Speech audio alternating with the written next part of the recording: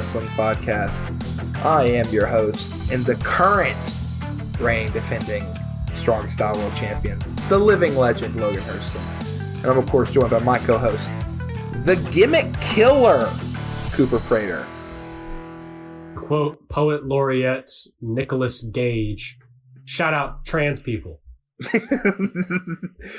And he is a giant and the man with the greatest combination of last names in wrestling history, Mr. Jack Rhodes Dudley. What's up, everybody? Happy Pride, happy June. Wrestling is just the worst right now.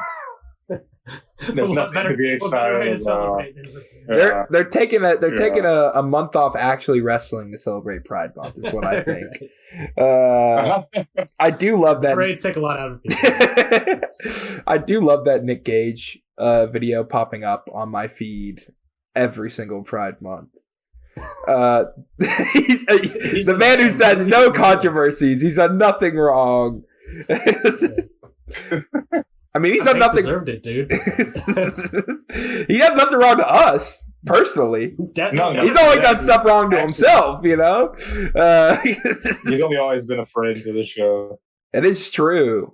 We watch wrestling every day. Oh, that's right.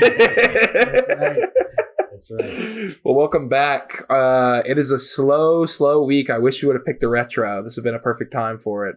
But there's not. We do a live reaction to something. We're gonna, Bob Backlund, Vampiro, Descaraz versus Gato and Jado. I can pull up the Internet Archive right now. We can stream this live reaction. That little Spider-Man pose Descaraz had. Yeah, dude, that was awesome. You know what's crazy? They ran that trios match like 6 times that year. So I bet. Yeah, they just kept running it for the title. But no, we didn't play in a retro. There's not much first week. There's not much for news other than us laughing at people, which is always one of my favorite segments. Jack, what do you want to talk about? He's on Roy. He's on Roy. He got huge in his time off. He's on the PEDs. He's on the HGH. He's shooting it up. He's on the gear. He's on the gas. He's juiced. He's broken edge, or maybe not. Or maybe not, dude. I don't know how that works, brother. Everyone's been clowning about it today. No doubt. Yeah. Straight ass means my dick is smaller than yours. And I'm proud of it. It's just all everything. So Punk is one of those guys who's just is kind of, fun to watch, but is also a laughing stock in real life to me.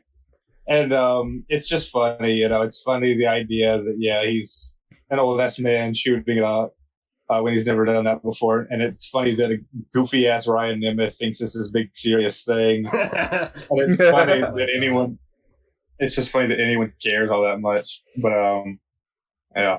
It's I don't know, man. I watched Obsession and that shit was better than any wrestling I watched this week. That is true. I watched that in Backrooms, and then I rewatched Raiders. It was a good movie week for me. I don't know about you, Cooper.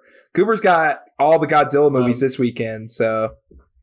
Can I, if I'm in town, can I come with? In Godzilla? Yeah. Yeah, absolutely. Who's stopping you? Yeah. That's true. I'm not literally your dad.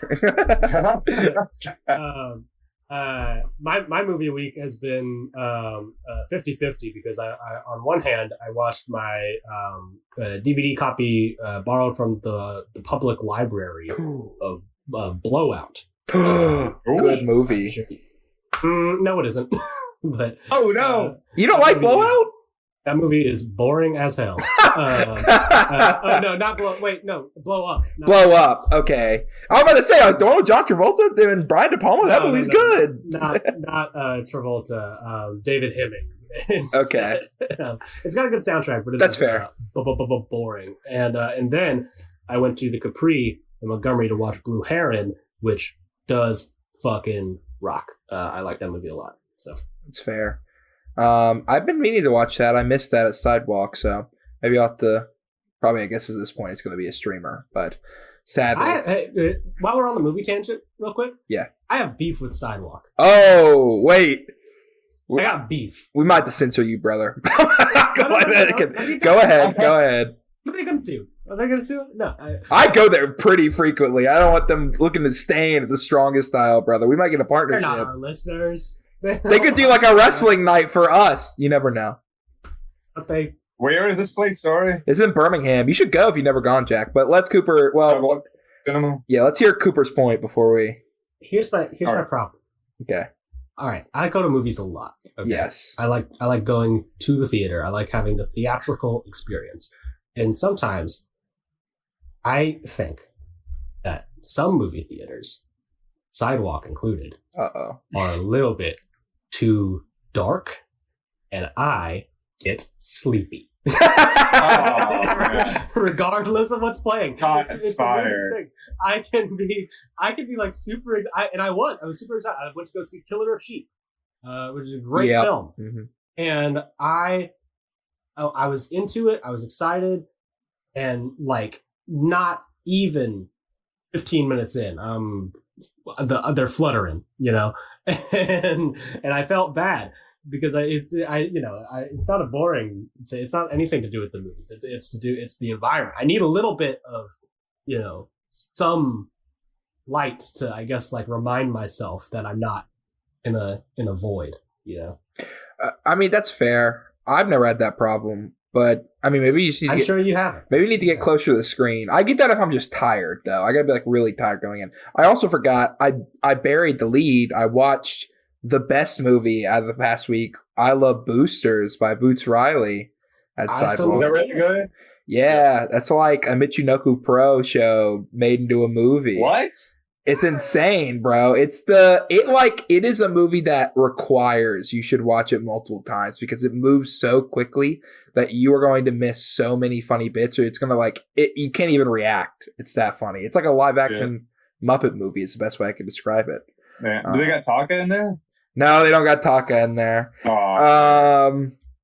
But yeah, so maybe some of my favorite bits of the year. I'm not going to say anything about the movie. You should just watch it because I don't want to spoil how funny it is. But Lakeith Stanfield, bro. Yeah. It was funny. We left the movie and it was a group of my friends and everyone was just talking about how pretty all the lead actresses in the films were. And I was like, you don't hear that very often. Multiple? But anyway, moving on out of this movie tangent. Punk's on the peds, guys. Punk's. Yeah. It's crazy that he decided to juice at 45. Like, it's the same. You're right, but also at the same time, it's like I can't imagine wrestling without something like that at 45. You know what I mean? That's fair. I mean, it is funny though to have. It's funny because of the stuff we said about how he has never done anything like this before. We all know what CM Punk looks like, and now he just looks ridiculous. Absolutely, he looks like fucking Edge, like Coke. He looks like his WWE Super All Stars, whatever it was, his model. Then you know what I'm talking about? Yes, I do know what you're talking about. Great game. I think that for Punker, the problem is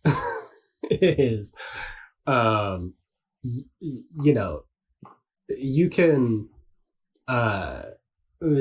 make all the kind of points about how aesthetics in wrestling are very important, all that kind of stuff, but also part of the charm of him, I think, was that he was kind of a angry little nerd. He was. I mean, he was unique. Yeah. And I get he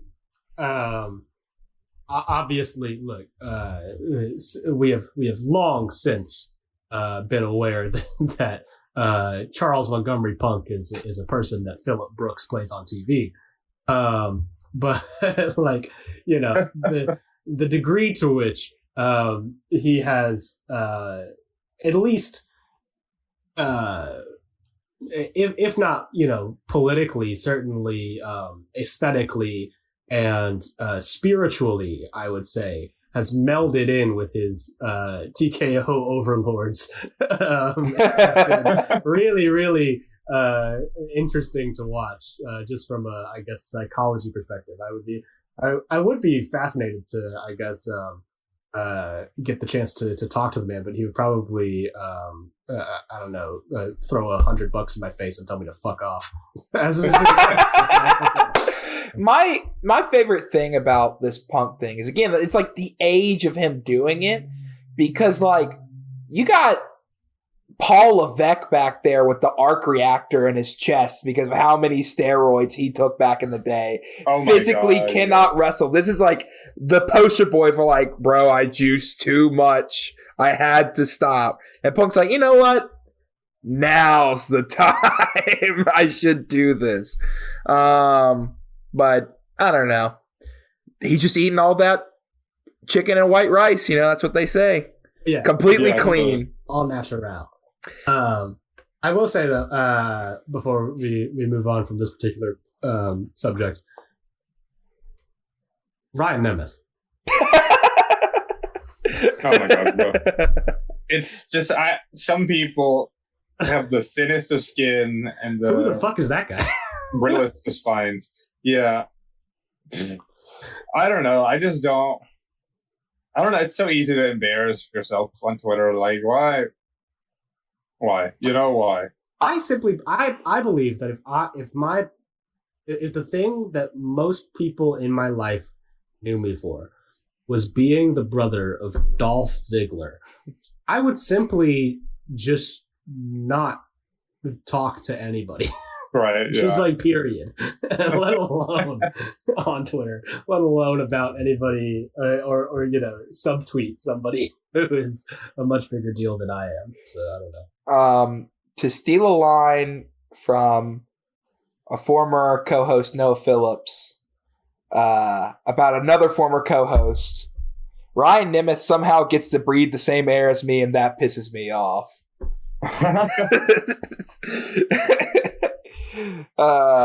Aptly put. I don't know, man. Hey, but speaking of video games, what is the guy's name? I don't even know his name. Did we speak about video games? We spoke about WWE Superstars, or All Stars, or whatever it was. All that's Stars. right. Yeah, that was about 5 minutes ago. When I said that, I was like, this is the perfect transition, but there's more to be said. And then again, I'm talking. Yeah, but I was like, this is the perfect transition, so I'm going to use it. Who is the guy's name? I don't even remember. Strasberg? Strauss Zelnick. Strauss Zelnick. Peak. Yeah. All I'm saying is, if you could put yourself in one of those games, Cooper, and license any song for yourself, you tell me you wouldn't do that? No.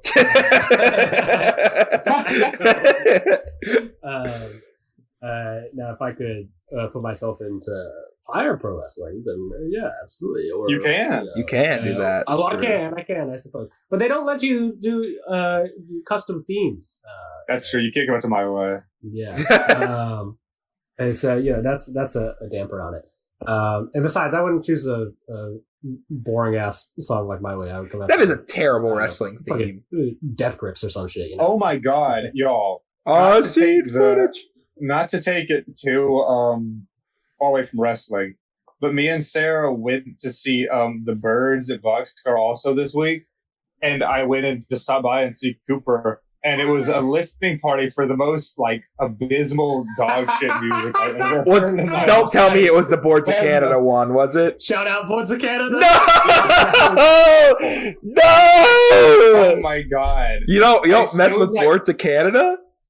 I did not like it at all. That same question when you walked in. Oh my God! Because you were like, "Hey, Cooper," and it was like just like fucking sounds of like somebody messing around in mud, like squishing their fucking boots on the ground, and the atmospheric, drums. I got great. It was like pouring rain outside, and so we came in, to say hi, and we were gonna just sort of look around until the movie started, but I just went to the bathroom and then we left and walked through the rain to the other side of the street. I mean, it could have been way worse. They played Benson Boner as a listening party there before. Like, At least you're getting some ambiance, brother, with like the rain going on in the background. Well, I got great news for you, Jack, because I've seen the Backrooms movie, and the end credits song for the Backrooms is one of the songs off of that Boards of Canada album. So, really? Yes. Kane Parsons. That like just came out. Yeah, he's a huge Boards of Canada fan, brother. He had that planned. That's why they came out the same day. Oh, man. Right. The kids are all hilarious. right. No, they're not. That band fucking is so goddamn. Hey, be careful. Your coworker might listen to this and get very angry, Cooper. He told me the other day. And he knows what I feel about the shit that he listens to. So that's. You know, that's what Boards of Canada. I can just see Cooper smile. I can like envision that moment. That does beg the question: if you could come out to any licensed music and not give it to anybody else, Jack disappeared and came back for a second. If you come out to any licensed music, as a wrestling theme, I think we've talked about this before. Have we done this? Me and you have talked about it on car rides. That's true. I feel like me and Noah have too in passing because he said he would come out to Daytona. Let's Go Away from one of the Sega games. Daytona. You know what I'm talking about? I know about Daytona. You ain't got to tell me nothing about Daytona. Jack's tired of this podcast. He's getting up to leave, brother. Bro, he's literally he's about to walk away. He took off his headphones and said, I'm tired of hearing you guys. Oh my gosh. What would you pick, Cooper?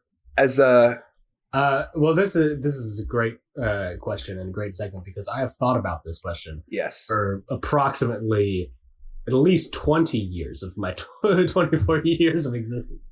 Well, that's not true. I didn't know what pro wrestling was when I was 40 years old.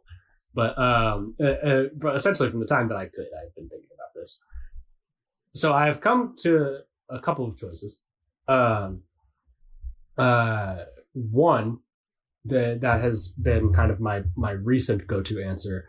I was not joking when I said it would be Death Grips. Yeah. I do love so much Pacquion parentheses Death Yawn in parentheses from ex-military, and I think that would be a baller theme song to come out with. It helps also maybe that I listened to ex-military for the first time around the same time when I first discovered MLW Fusion on YouTube and saw Contra's entrance, and I thought that those two would go very well together. But so that is an option, and also one that I went to for a long time was Godzilla, not the original Blue Oyster Cult, but the Fu Manchu cover of it, which is a lot slower and sludgier. I think that would be like a good heel theme. But that's fair. I feel like I'd have to come out to something by MF Doom, you know? Doom, I mean, sure, for the vibes, I guess. But I mean, Doom's not very energetic. You got to think about it. I'm like a jobber. Like, I'm going to come out and I'm going to be a jobber, bro. So, like, I don't need necessarily, like, I'm coming out to, like, accordion, you know? It's like I get a really cool entrance and then just kind of like, boom, boom, you hear this, you're like, this is a cool song. This guy's going to lose. You know what I'm saying? Sure. Like, you get the idea. Let me think of another answer while we ask Jack this question. Oh, he's back. Yeah, I'm here. Jack, what would be your wrestling theme if you had to have one? If I had to have a theme? Yeah, a theme song. You mean like one just for me, right? Yeah, just for you. I mean, you could steal somebody else's. It's fair play. Dude, I have no idea. I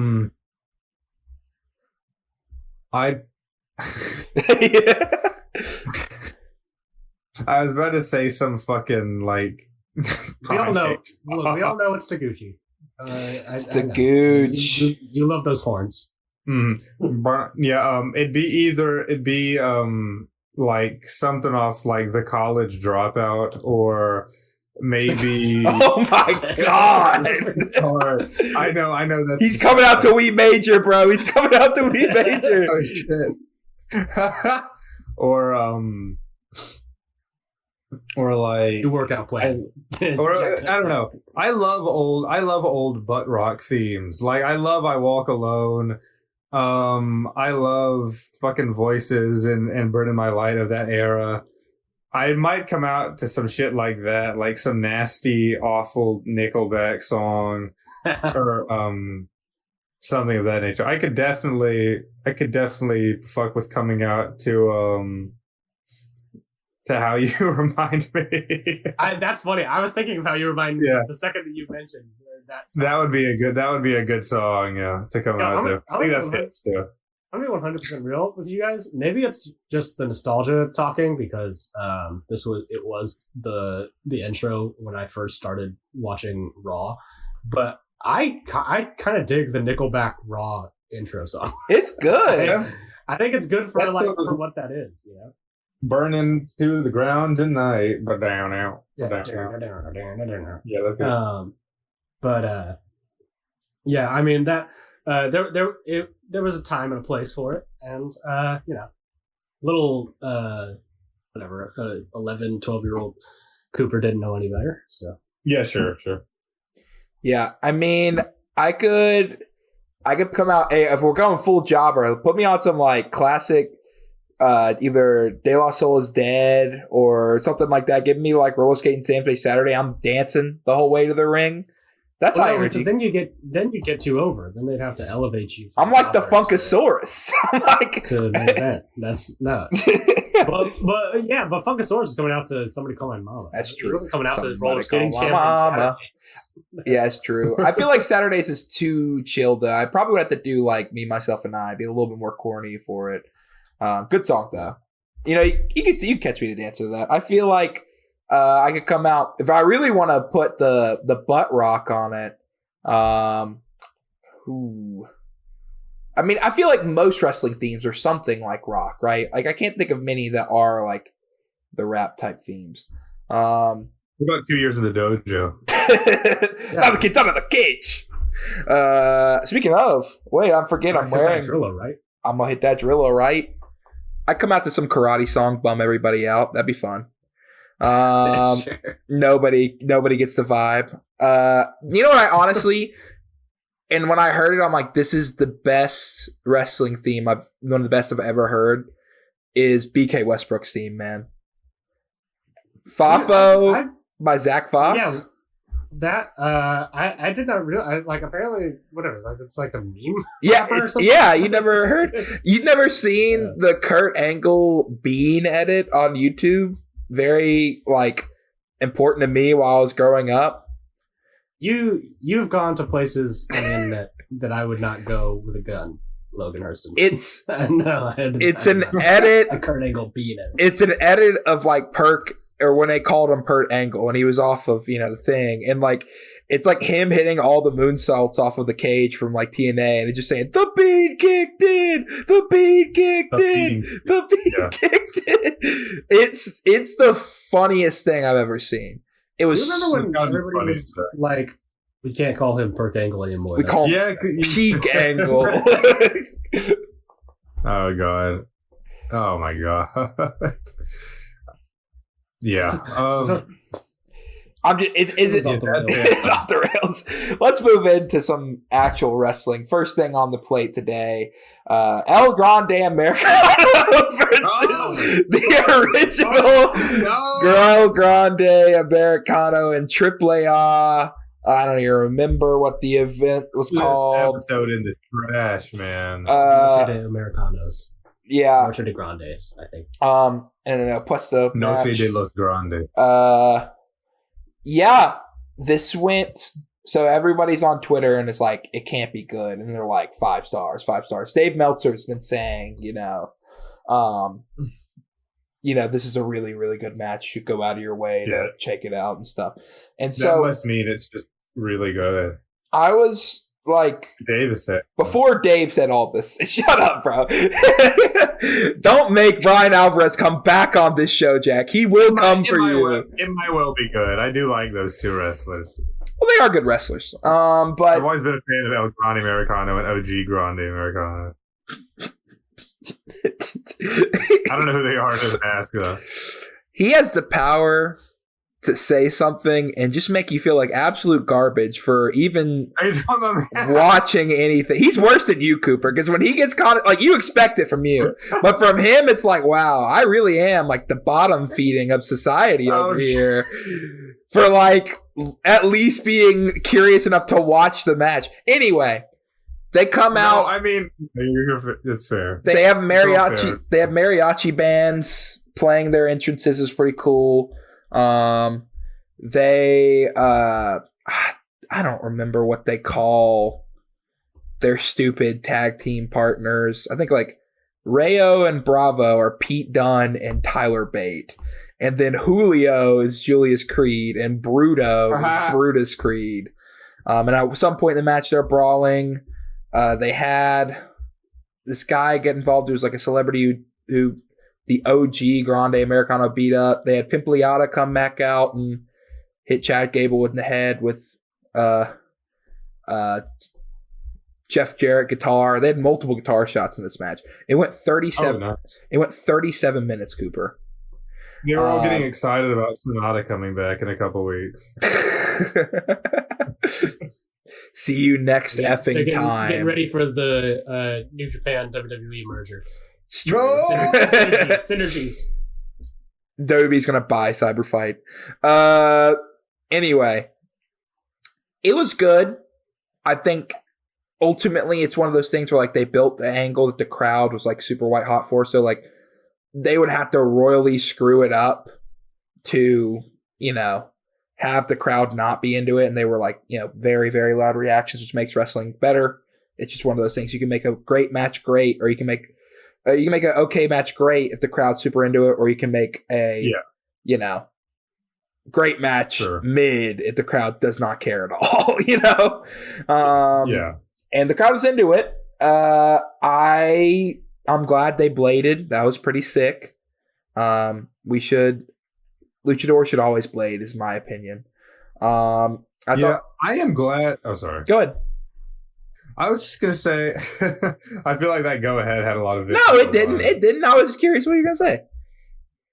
Genuinely, I was gonna say that I think. I mean, at the very least, you know, you can say what you will about WWE AAA and the build of this feud and the weird gimmick in the first place, but I think it is. I think it's awesome that that Mexican wrestling is, you know, in such a healthy spot right now, to where AAA and CMLL are both sort of doing great in their own way. I mean, at least, you know, business wise, you know, like we could argue about booking till, you know, the night is over, but genuinely, I'm happy that it seems like both companies are getting along well in there, and that it's a healthy scene over there. And I think it's cool they're doing newer things too.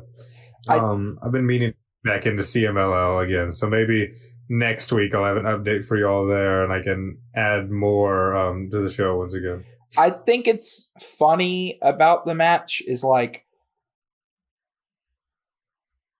I blanked out. Yeah. I blanked out. What were we talking about whenever you interjected? Where were we at in the match?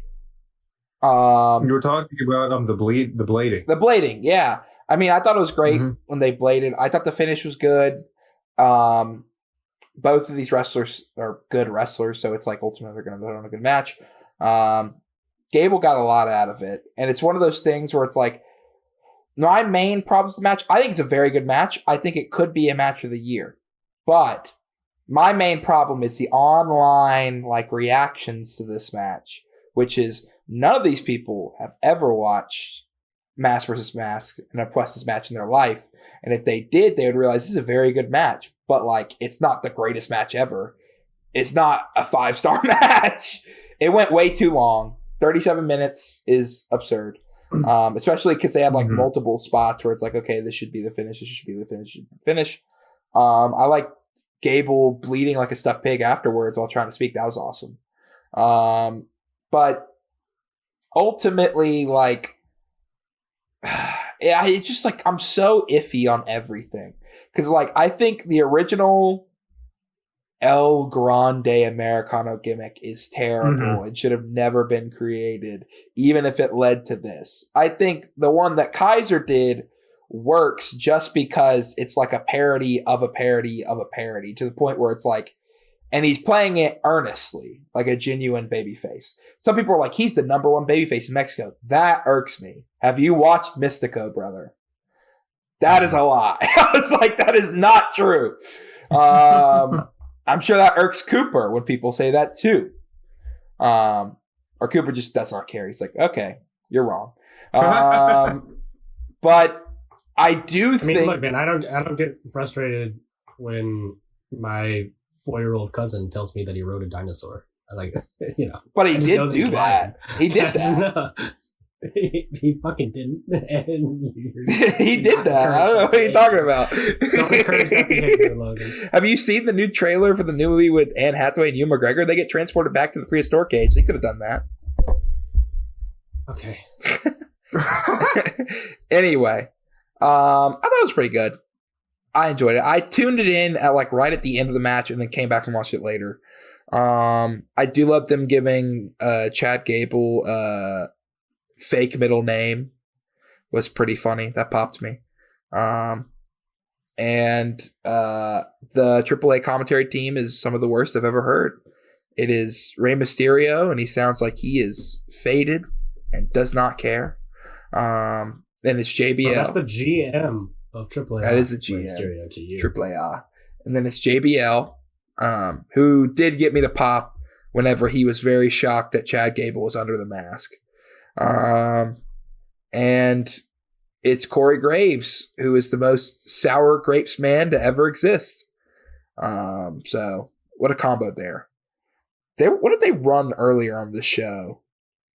Oh, they have Omos teaming with Elio de Vikingo now.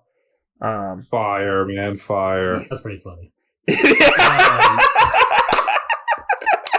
It was, bro. They had him like I can imagine it. They had him beat Io Del Wagner Jr. with like Omos knocking him off the middle of the rope, and now I'm like, oh my god, they're just running back the AJ team again. Oh, didn't fucking Octagon Jr. get injured on this show? Yeah, supposedly. Like he's gonna be out forever. Yeah, he had like a crazy. I forget what he took off of like the top rope. It was like Spanish Fly ended wrong and like started seizing up, and then the guy went to cover him, and then there's like a mini Vikingo. Did you know this? Like it's Vikingo's younger brother. I'm aware of mini Vikingo. Yes. He did like a splash onto them while he was seizing up, and then eventually they got him out of the ring. But it looked bad. It looked really bad. I don't know what the report of the injury is.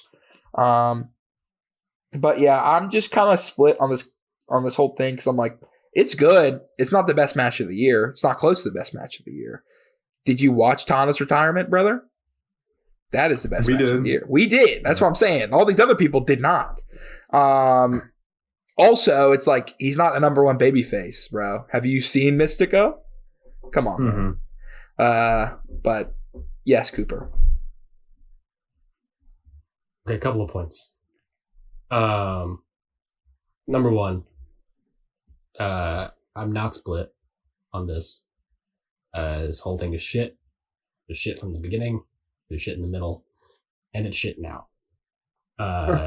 The change in performer of El Grande Americano makes no difference to me.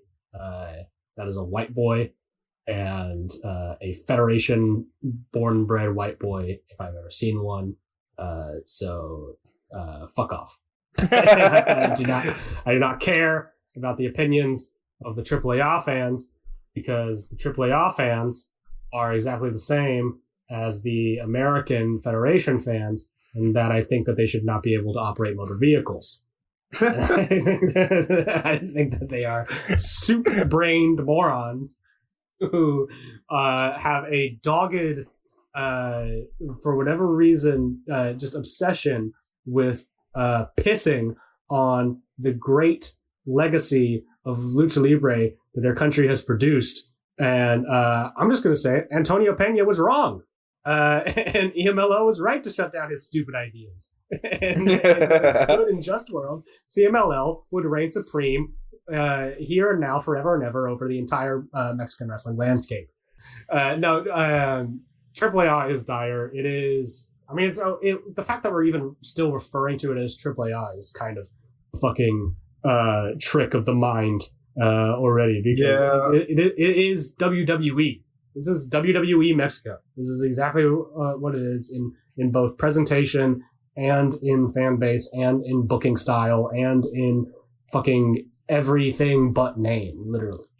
Yeah, I mean, fair enough. I was even thinking that when I was saying it. I was like, well, it's not really the same.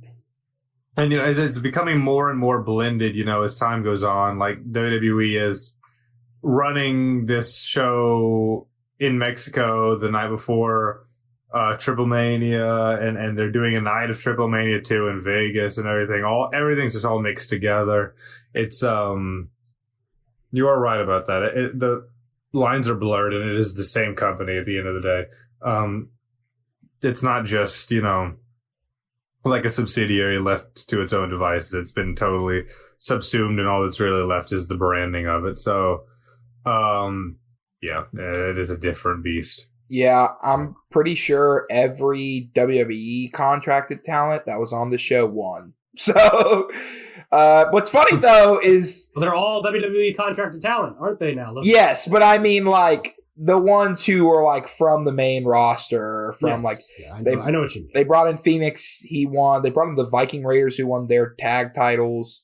And then I mean Vikingo's been there, but in the main event is two basically WWE guys who are not AAA guys. They're guys who were on the main roster before that.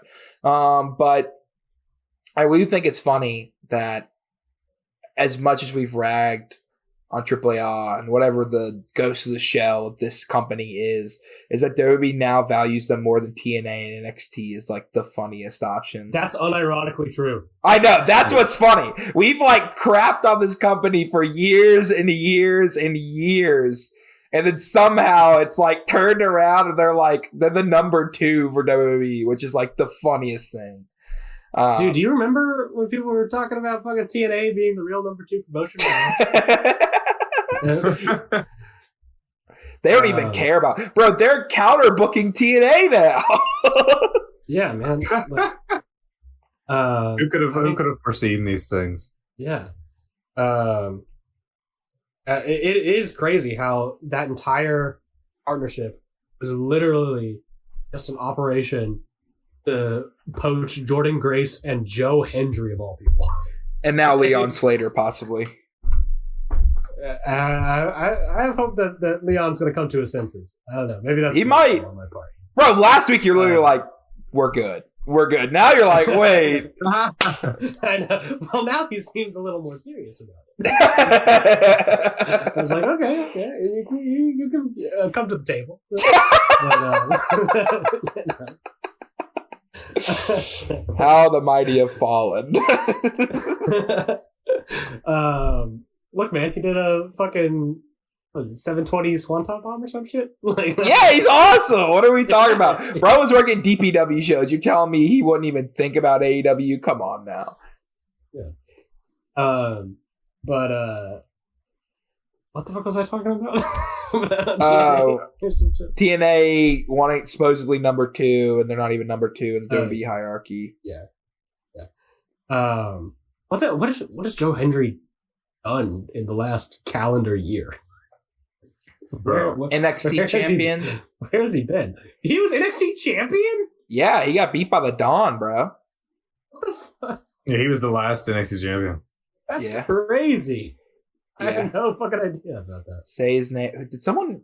Oh yeah. So Oba was champion. He relinquished it, and then Hendry won in like a ladder match and held it for a little bit, and then dropped it. And I guess he's on the main roster now, but I don't know what brand. I don't remember it because he immediately got overshadowed by your boy Danhausen.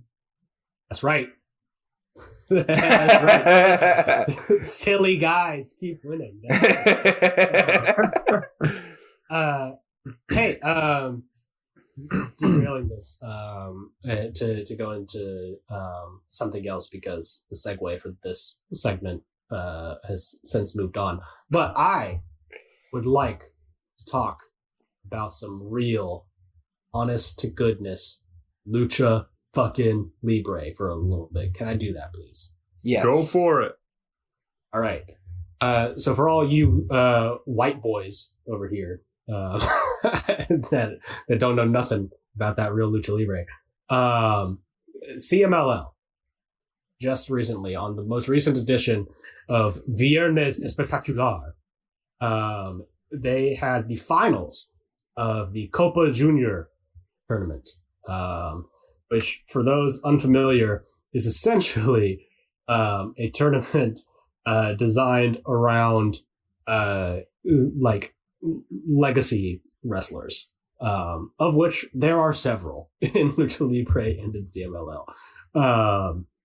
Both shoot and kayfabe, because I believe Masquerade Dorada was in this particular tournament as well, and he is not actually related to the former Masquerade Dorada at all, as far as anybody knows. But he is still included. So the way that they set this up was pretty interesting. They had on the previous two Friday shows, I believe, they had these big Cibernetico Eliminator rounds that were won by Atlantis Jr., good friend of the show, Junior, and then the other one was won by Viano Tercero Jr., who, by the way, because I think most people have not been paying attention right now, Viano Tercero Jr. is fucking really good. Yeah? That kid is gonna go places if they let him.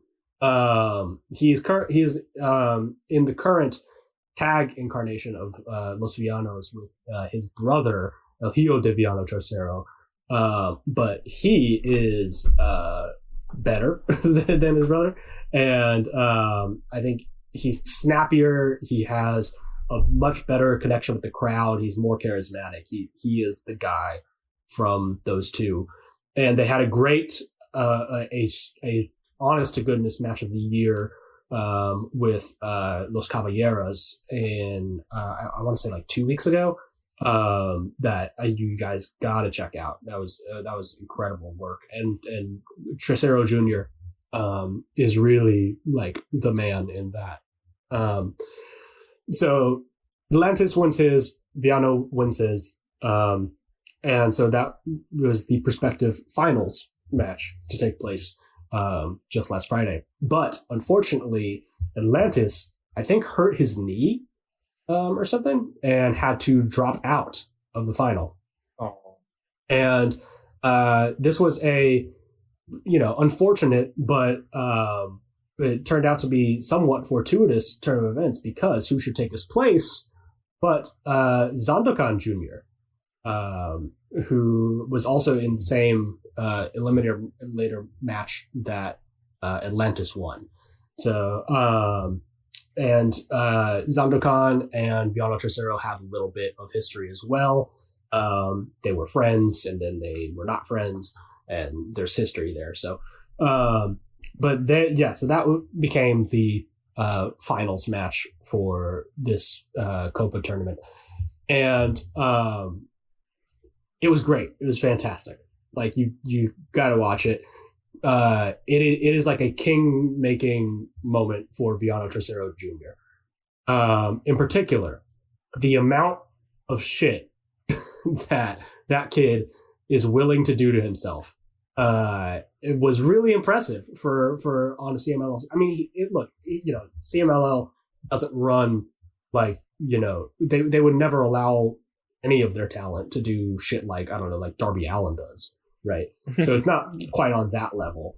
But there were two bumps in particular that really made me wince. One was Viano hit a shotgun drop kick to Zandokan on the apron and fucking slammed his back down on that thing. Like it felt like he threw himself down with extra force just to hit the apron right on the spine, and that looked rough. And then not too long after that particular spot, Viano goes up to the top corner on the opposite end, and he hits a moonsault that he thinks is going to land on Sandokan down on the floor, and Sandokan moves out of the way and just fully like belly flops right on the floor of Rina Mexico and bounces so clearly,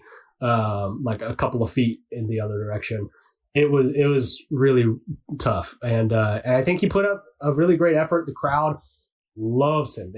They're so desperately behind him, and I think part of that also it does come down to the legacy of the Villanos.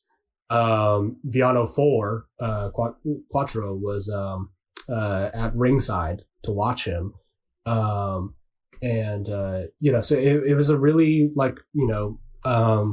great kind of like coronation, I guess, for him. Zandokan looked great too. Zandokan always kind of looks great. I do worry though, because I think CMLL have stepped off the gas with him tremendously. And part of that is due to injury. He was injured for quite a while, around the start of the year. But since he's been back, I don't think they know what to do with him yet. And it's weird because, I mean, he was situated very near, he had the big Puestos match with Star Jr. at like last Anniversario, I think. I hope they don't like fully pump the brakes on Sandokan, because I think he's also very charismatic and a great pick to have in a post Mystico world, whenever that is. But I don't know that they quite see it yet for him. Villano, though, I mean, they're strapping a rocket too, so be on the lookout for him. Okay. I saw him winning. I don't know, it was Foos or Club Lucha posting about it, and I got really interested. I will have to commandeer some ways to watch some CMLL in the future. I can get you the super fan leyenda tier. We can all share. But really, it seems like CMLL is just pumping out, exciting young guys. And I remember Viana Tercero Jr. Working, trios on the Friday shows back when I tried to keep up with the Friday shows. He is, one of those guys, just like we've been talking about, Dorada and other young folk in CMLL. I love Zandokan. And they sort of pal around together, don't they, Coop? A lot, yeah. Yeah, that's what I thought. Both, they're just really good. They're really damn good. And, if you love, I don't want to be derogatory, but in the States and even in Japan, like, it feels like we've almost reached sort of the highest level that you can go with how exciting flippy shit can be.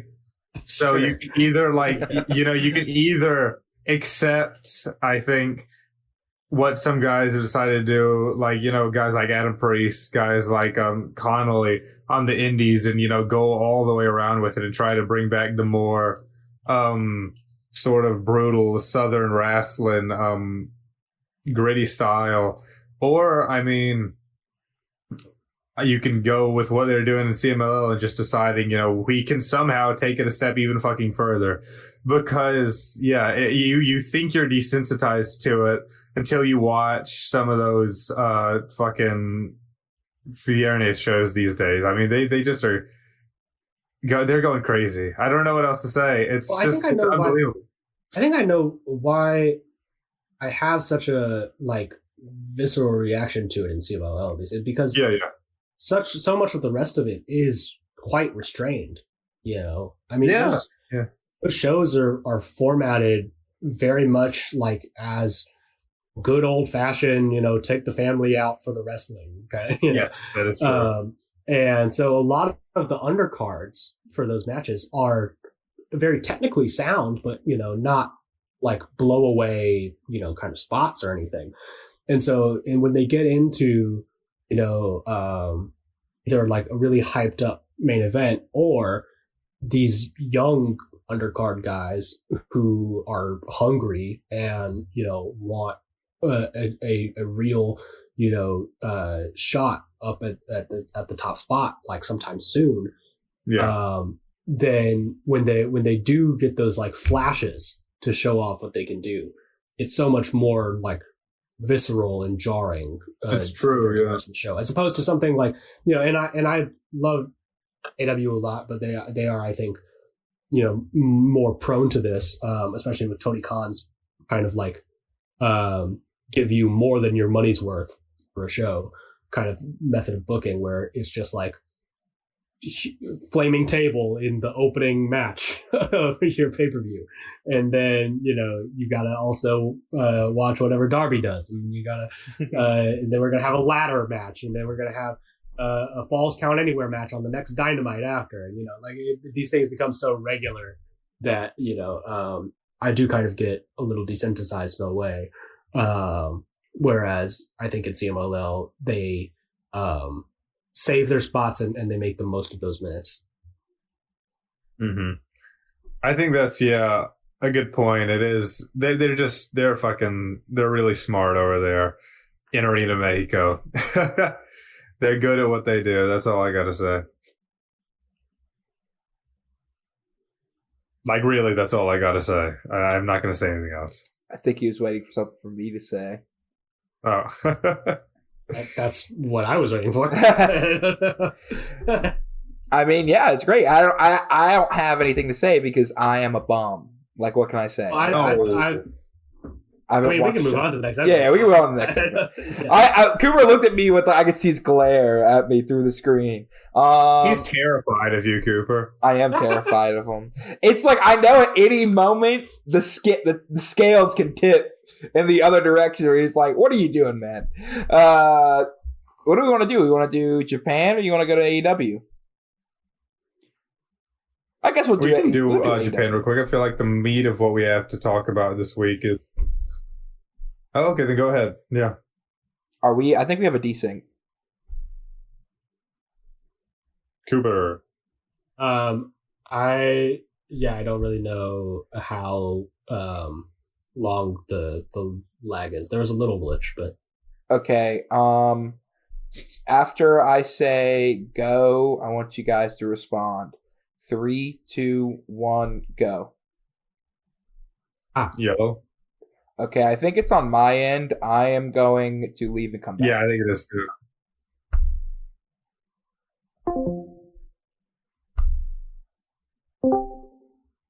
Gave you a choice of which one to do, and then I know he just totally went with the other one. Yeah, I was like, yeah, I'm ready to talk, and then he was like, okay, let's not do that. No, it was because of the lag. It was because of the lag. Because on my on my end, was funny too. I was like, yeah. On my end, this is what happened. I said, "Which one do you want to do?" And there was silence for like 5 seconds, and I was like, "I guess we'll do AEW and lead off with Best of Super Junior since the final is next, so we can end the show building towards the final." But then Jack's like, as I'm saying that, as I opened my mouth to start speaking, Jack's like, "I guess we'll do Japan." And so it just sounded terrible. We can do AEW first because I don't think it's going to be. I think I will have a lot of reactions to Japan for you. Sure. But Cooper, since you did watch Dynamite, I'll let you lead this off. I did, in fact, watch Dynamite, this most recent edition. I bounced around a little bit, though, I must say. I did not watch it live because I'm a busy man with a life outside of professional wrestling, believe it or not. So when I saw some of these matches, I decided that I can exercise free will, and I don't have to watch these, actually. Such as the very first match on the show. But before we get to that match, I have a number of segments to get through that I thought were very good. So this episode of Dynamite comes to us from Philadelphia. And so we open up. Renee Paquette is catching up with Will Ospreay after his incredible match with Samoa Joe from Double or Nothing. He is banged up. He's got a ice pack. He's just in a bad way. Old Billy Boy is, and but he is. He says that he's feeling good, and who comes in but Kenneth Omega, who is also really banged up from his Stadium Stampede match earlier in the night.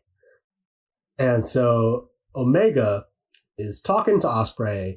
He's talking about his relationship with the Death Riders that he's formed and how he is worried for Ospreay, making this kind of relationship, trusting the Death Riders. And, he reminds them that they've hurt him. They've hurt, Kenny as well. If Ospreay needs help, that Kenny is there for him. I thought that this was really interesting. They left it off on the note of Ospreay telling Kenny not to give up on his quest for the world title, and Kenny says, "Yeah, you too." So, look, the title is currently in the hands of MJF, but it looks increasingly like that might not be a factor in the upcoming All In main event scene. So hopefully this is a beat that they actually are for real about, and they're not just laying groundwork for blood and guts with the Elite versus the Death Riders or some shit.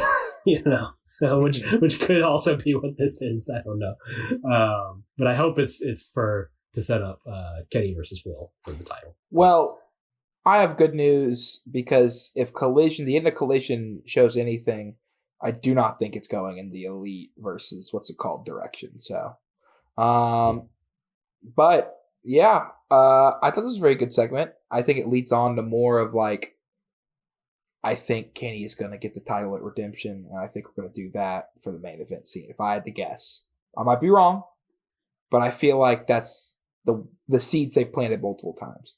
If not, I don't know what Kenny, unless they just, I guess, kind of have Kenny challenge Ospreay afterwards. Maybe that's long term about Kenny beats Ospreay for the belt, which I feel like, they could do that, but that's a long ways out, So, but I thought it was pretty good. And then we get into Jet to Fly, the man that everybody wants to know. Why, Jet? Why?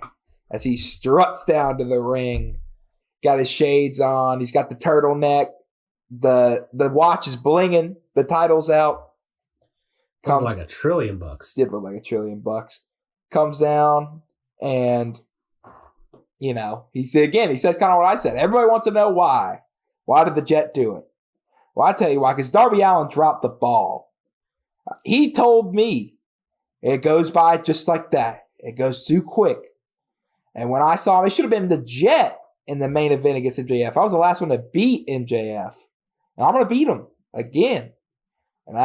Who was the last man that MJF was looking up to? Oh, that's true. The Jet. Yeah. And he said it felt so sweet to hit that UFO on a pool of Darby's blood. And as he's kind of showboating, who else to come out? It wasn't Brass Monkey, but it was Speedball Mike Bailey, looking like a character out of X-Men 97. Speedball. I love the fit.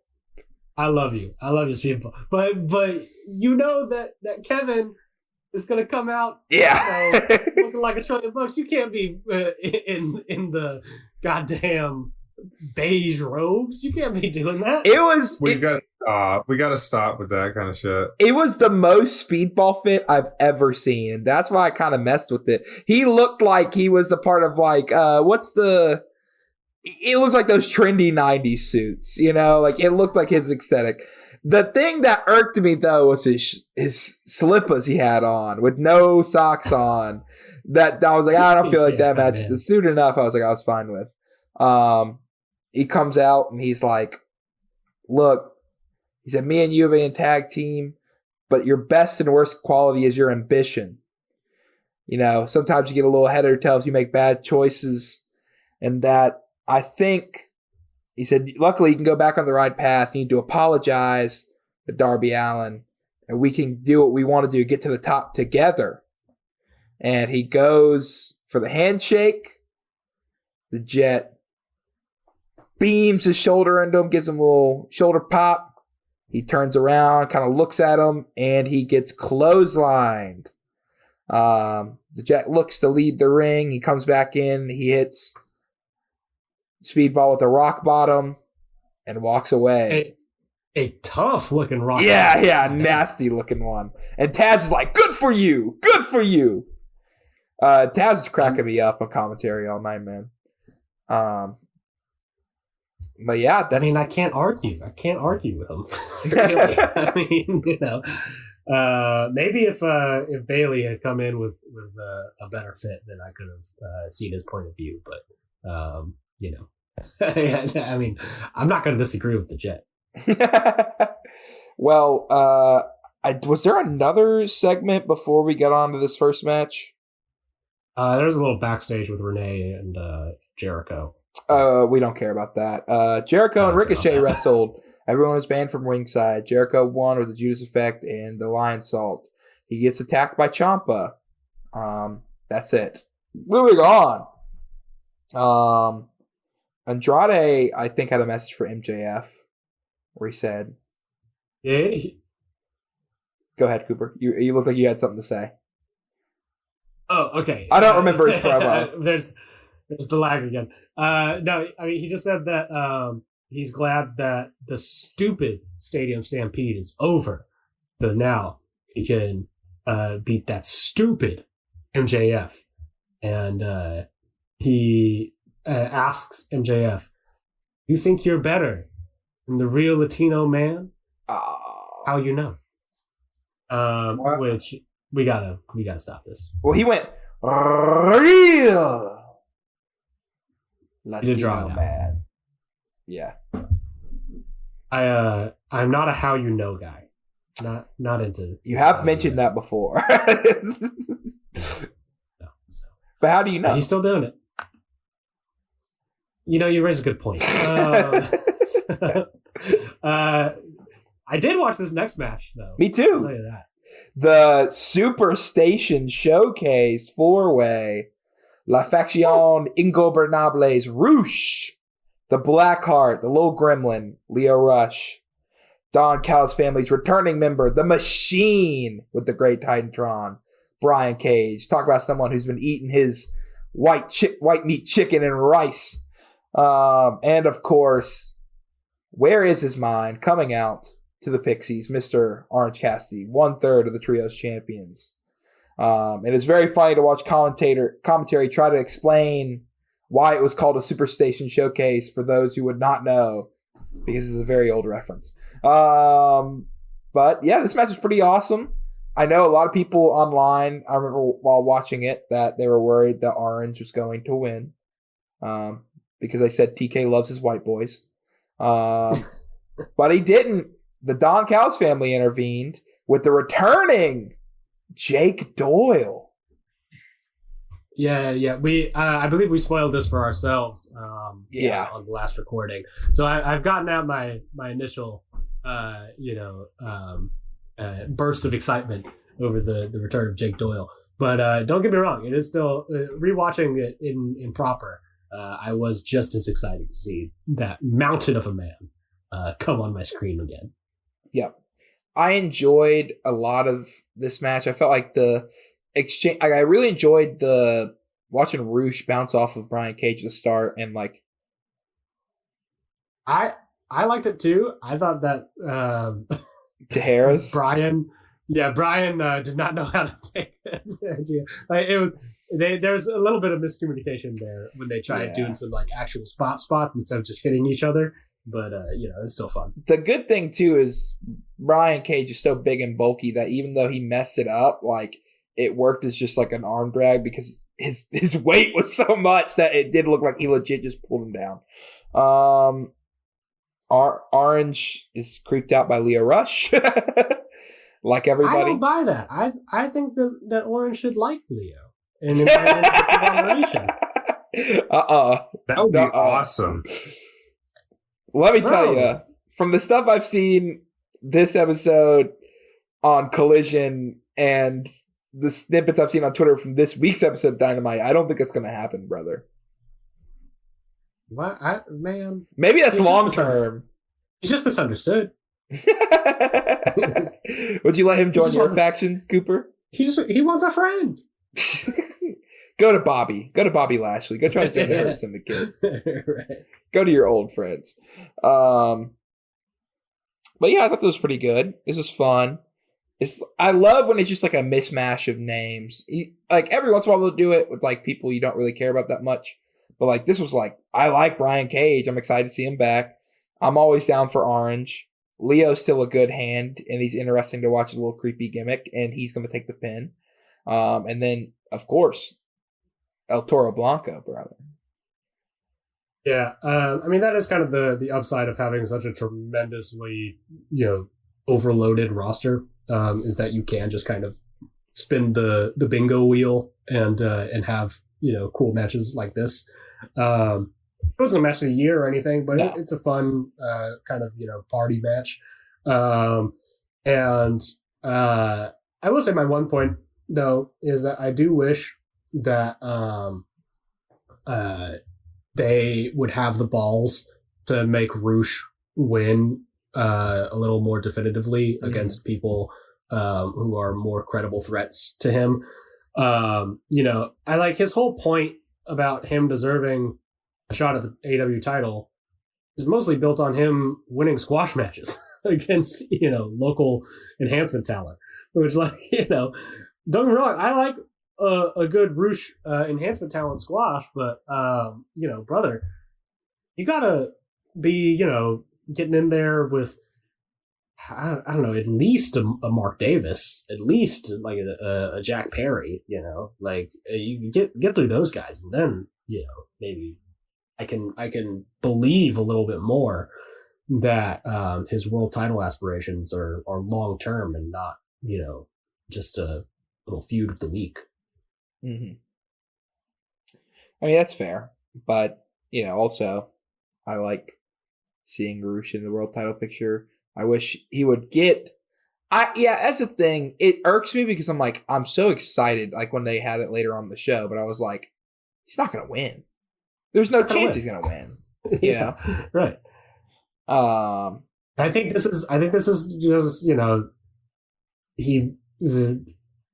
Tony wants to keep him happy for a little bit, and so we'll give you a world title match on Dynamite, and then you can go back to beating up Adam Priest on Ring of Honor or something.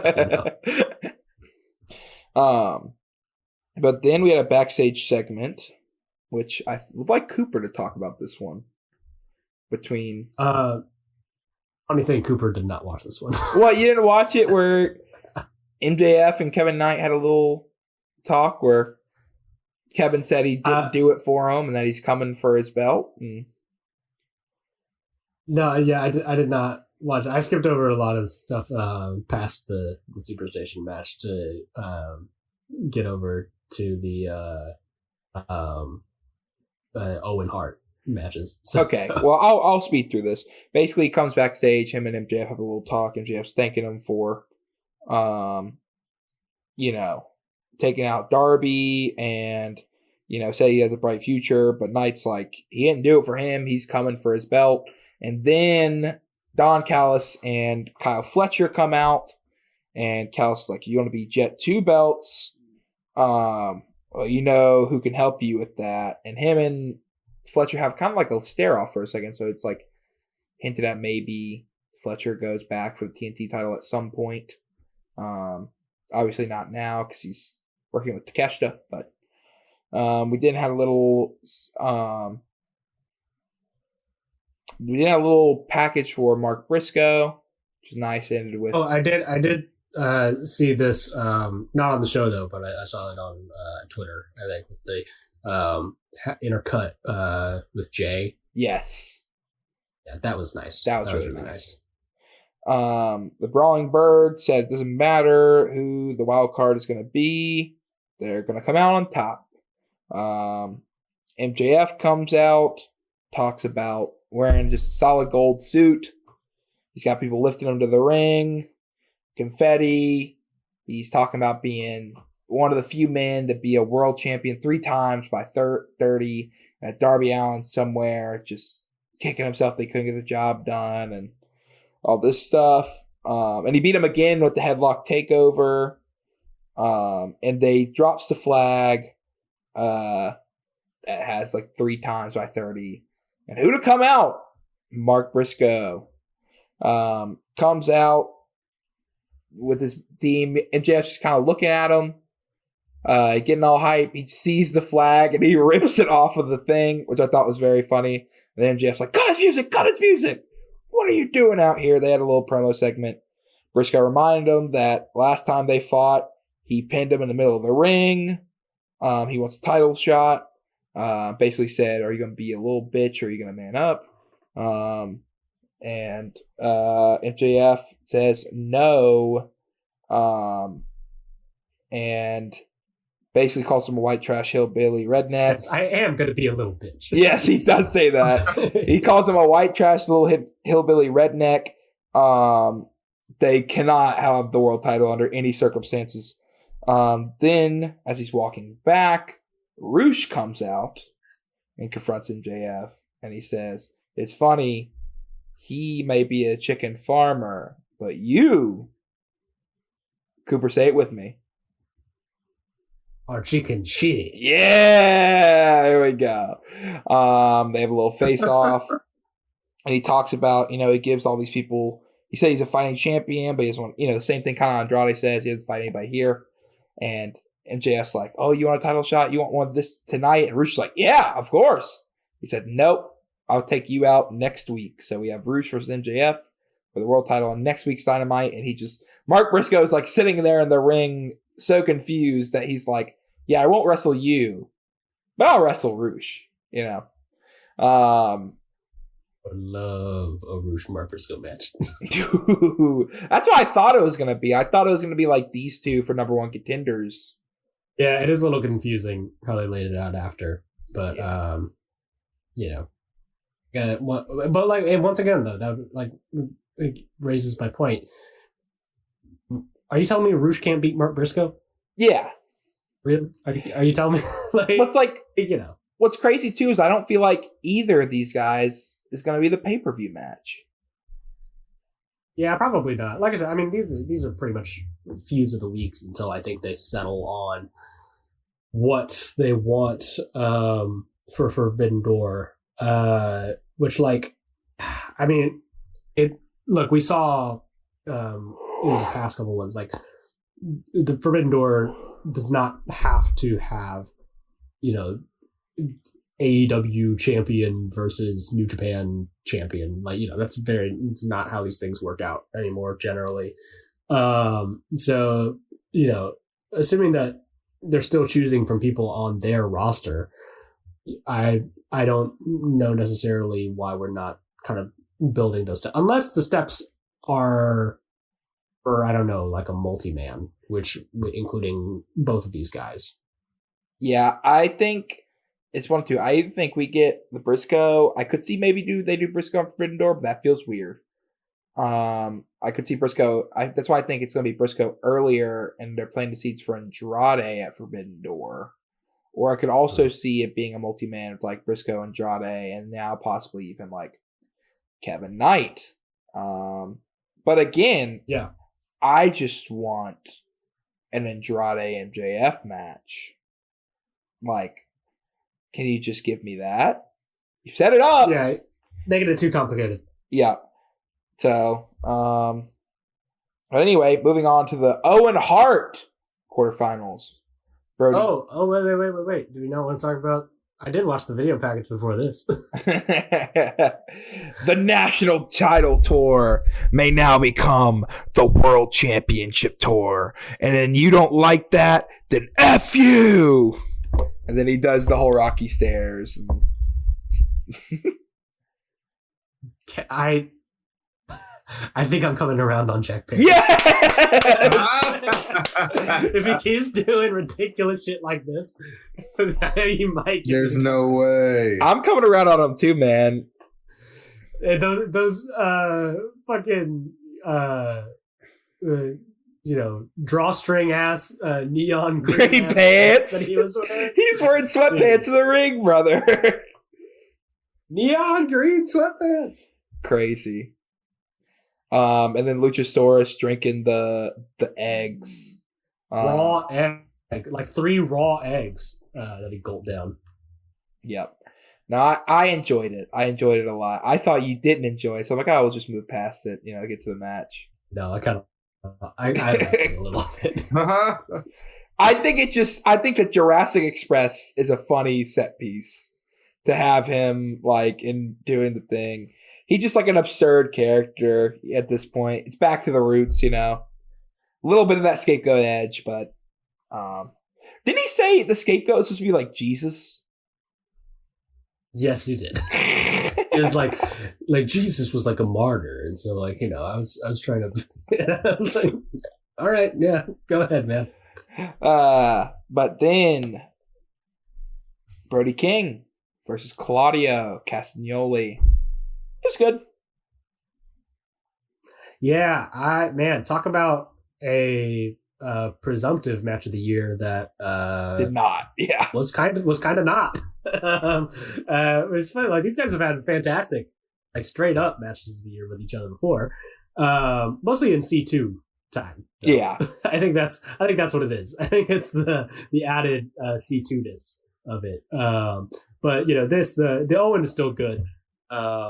But yeah, I mean they hit kind of the big meaty men slapping meat spots that you want from it, but it didn't feel like they kicked into the sort of like sudden death. We have to win this kind of stage. So yeah, and like I thought too. I don't know. The ending kind of fell flat for me personally. Same. I didn't feel like it was like a huge lariat enough. And like I actually think if he would have hit it a little harder, I might have liked it. Like it would have looked baller lariat, Yeah. Because a lot of times they'll hit these beautiful lariats and it's like not the finish, But then it was like it's kind of like a weak lariat for Brody standards, and that's the finish, And like again, I think that finish Brody's gotta lay his shit in more across the board. Yeah. I think. I'm glad that he won. I think it's more interesting to have Brody go through to face Swerve. I liked their pay-per-view match. I think there was more meat on the bone on that though, even. So if they can, pull something cool with each other, again, that would be nice. Yeah, that'd be sweet.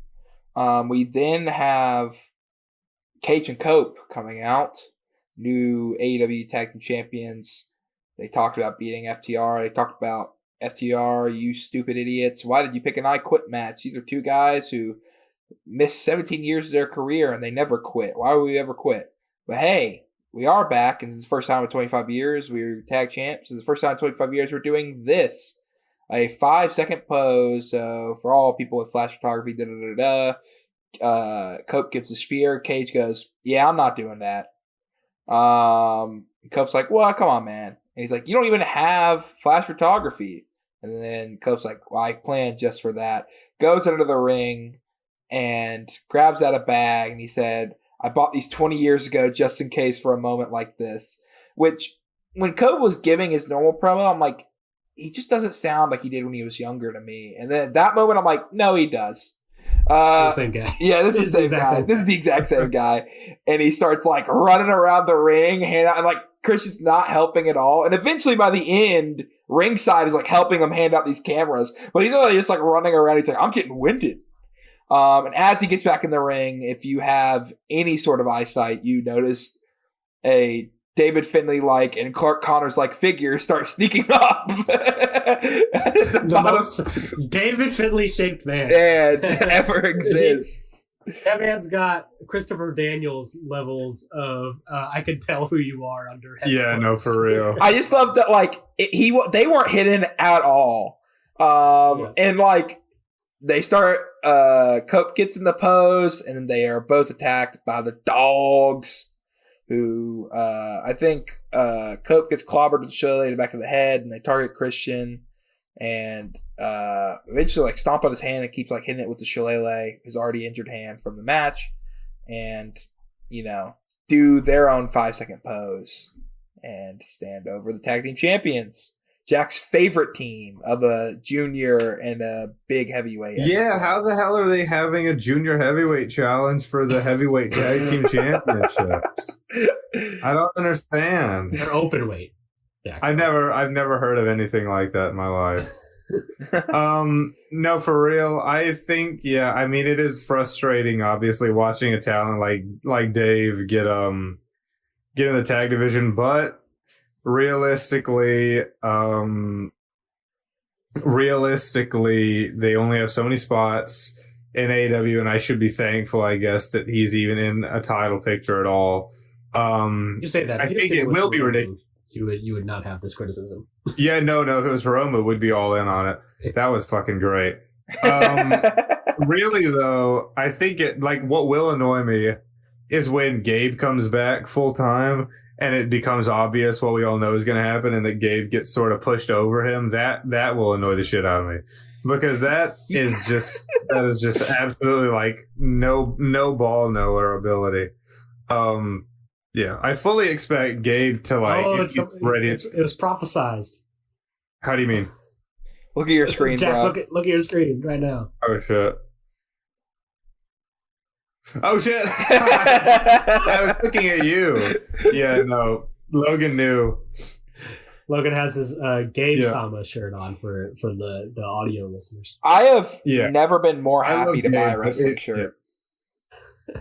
I love the kid, but realistically, I think Finlay would fit in really well in the main event scene of AEW, and he might never get there, and that is a little bit sad. But I hope the man is making hella money. I hope they absolutely beat the shit out of fucking Cage and Cope, and that won't happen either. So I'll be waiting to see what happens next. Remember 10 minutes. Remember the last time? Remember the last time we let a former Bullet Club leader who jumped from New Japan to AEW in the main event scene? Look what happened then.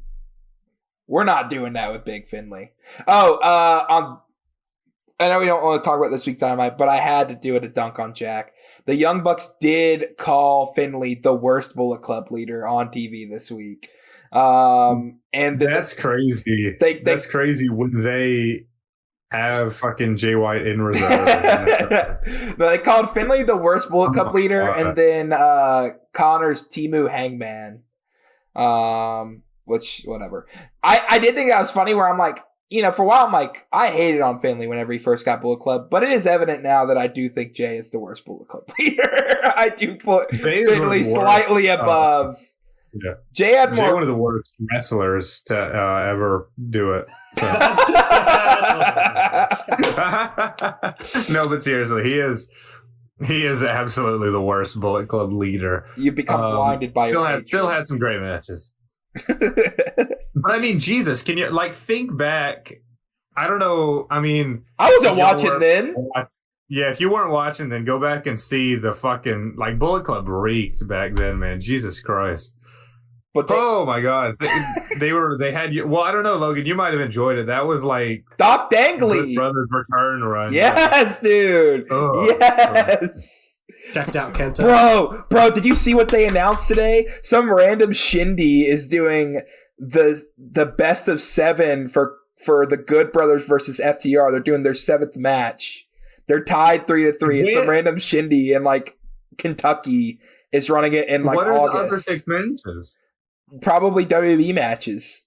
I guess so. Yeah, and Oh my god. And so they're 3-3 in the game 7. And so they had like AEW, Dax Harwood stuff, FTR. And then they had the Good Brothers, and it said like Maple Leaf Pro, MLW, Noah. Like, Not wrong. Bro, did you see that Doc Dangley kick this week on Twitter? Did you see the clip of that? Oh yeah, the big roundhouse. The Crow Cop. That was serious business. That was awesome. He's a beast. We should have watched the Neo Genesis Tag League. One year or one day, 1 week, we should just do a retro that's fucking like the best of Good Brothers special. That's gonna be for my birthday, brother. We do that for April Fools next year. What do you mean, April Fools? That's like a normal show for us. What are you talking about? Get ready for some bad intentions, brother. Yeah, we should do that every Bad Intentions. Whenever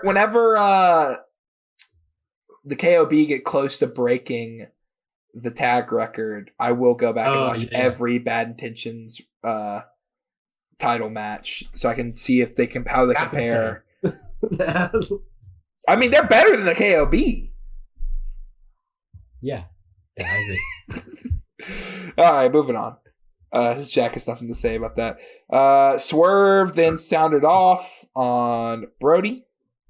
I don't know if I don't even think I remember what happened other than him being like, that he's fighting Brody. Yeah, I didn't really make any notes on that whatsoever, other than I guess Nana had a funny like introduction to it. I guess. TJ had a squash match that I skipped that apparently Ali Catch was in. Catch was in it, yeah. Speedball challenged Kevin Knight in his robe. Speaking like Tom Cruise. Veda, you got to talk to Speedball about these fits. Okay. You saw what Veda came out to the ring to in the early 2000s. Don't act like she's much better. Oh, I didn't. You never watched Veda Scott's tapes? Come on now. Not in the 2000s. No, like 2010s? Like the 2010s? I mean. But she was wearing like the suspenders on her I've gear. watched maybe like one Veda Scott match in my entire life. Well, anyway, moving on to the main event. Donkzilla, freshly from getting ran over by the Jurassic Express, comes out with the eye patch versus Jack Perry in those neon sweatpants. Insane look. This is really good. Yeah, it's good. Weird Dynamite main event choice. Yeah, I thought. Like, I don't know. Even just on paper, I would have maybe swapped out, the other Owen match for this as a main. Obviously I didn't particularly love that match or anything, but on paper, those are kind of the bigger names. But yeah, I mean, really, this is like, I will say this was like on cat and mouse kind of stuff that they were doing. I think I maybe like it better than the initial match where Davis won the title, over at Fairway to Hell. I think it is maybe better than that, but ultimately, like, I did say I was coming around on Jungle Jack, but there's only so far that I can go. I feel like he might be and then the bell rings wrestler for me. Oh god! Honestly. If they could just have him do silly little segments with Luchasaurus, I think that's my ideal use of Jack Perry. You're gonna start watching Anna Jay streams just to see what Jack Perry's up to because you don't like his wrestling. Yeah. You didn't like when he the scapegoat hit his system again and he did the pose for a second. I did kind of pop for the what about scapegoat? What about scapegoat? I like Jack Perry. I like this pairing with Davis, and I ultimately really like the finish of him being stupid and kept trying to bait Davis and then got caught on top rope and dropped on his head. I'll say this. I like that he He got his shoes knocked off. Yes. That was fun. And it bled into the finish where he slipped off the top rope, Yeah. I also liked earlier, I forgot to mention in the Cage and Cope section, whenever Cage was handing out cameras, Taz was like, if you hand me one of those cameras, I'm going to clothesline you. Which I thought was funny. Sorry, I like Taz, man. What can I say? But that's the end of that Dynamite. We had a Collision Power Hour where Kyle Fletcher came out, said he was going to address the rumors and what everybody's talking about. How, Kyle, did you come back so fast? In 2 months from a torn meniscus, leg in 2 places, and it's because he is a genetic anomaly, not a freak, an anomaly. Very, very close. Yeah, I was like, I thought it would be like, I'm a genetic freak. Bad booty daddy for that one, yeah. And he said he wanted to come back quicker so he could take out the trash of the Don Callis family. That Takeshita doesn't understand what it means to be in a family. He just wants to do everything for himself. And that as soon as Fletcher tried to hold it together while he was there, and as soon as he left, of course, Takeshita was doing whatever was best in his interests in breaking up the family. So he took pleasure in taking him out. And he called him a selfish prick. That is what he said. In his Australian accent.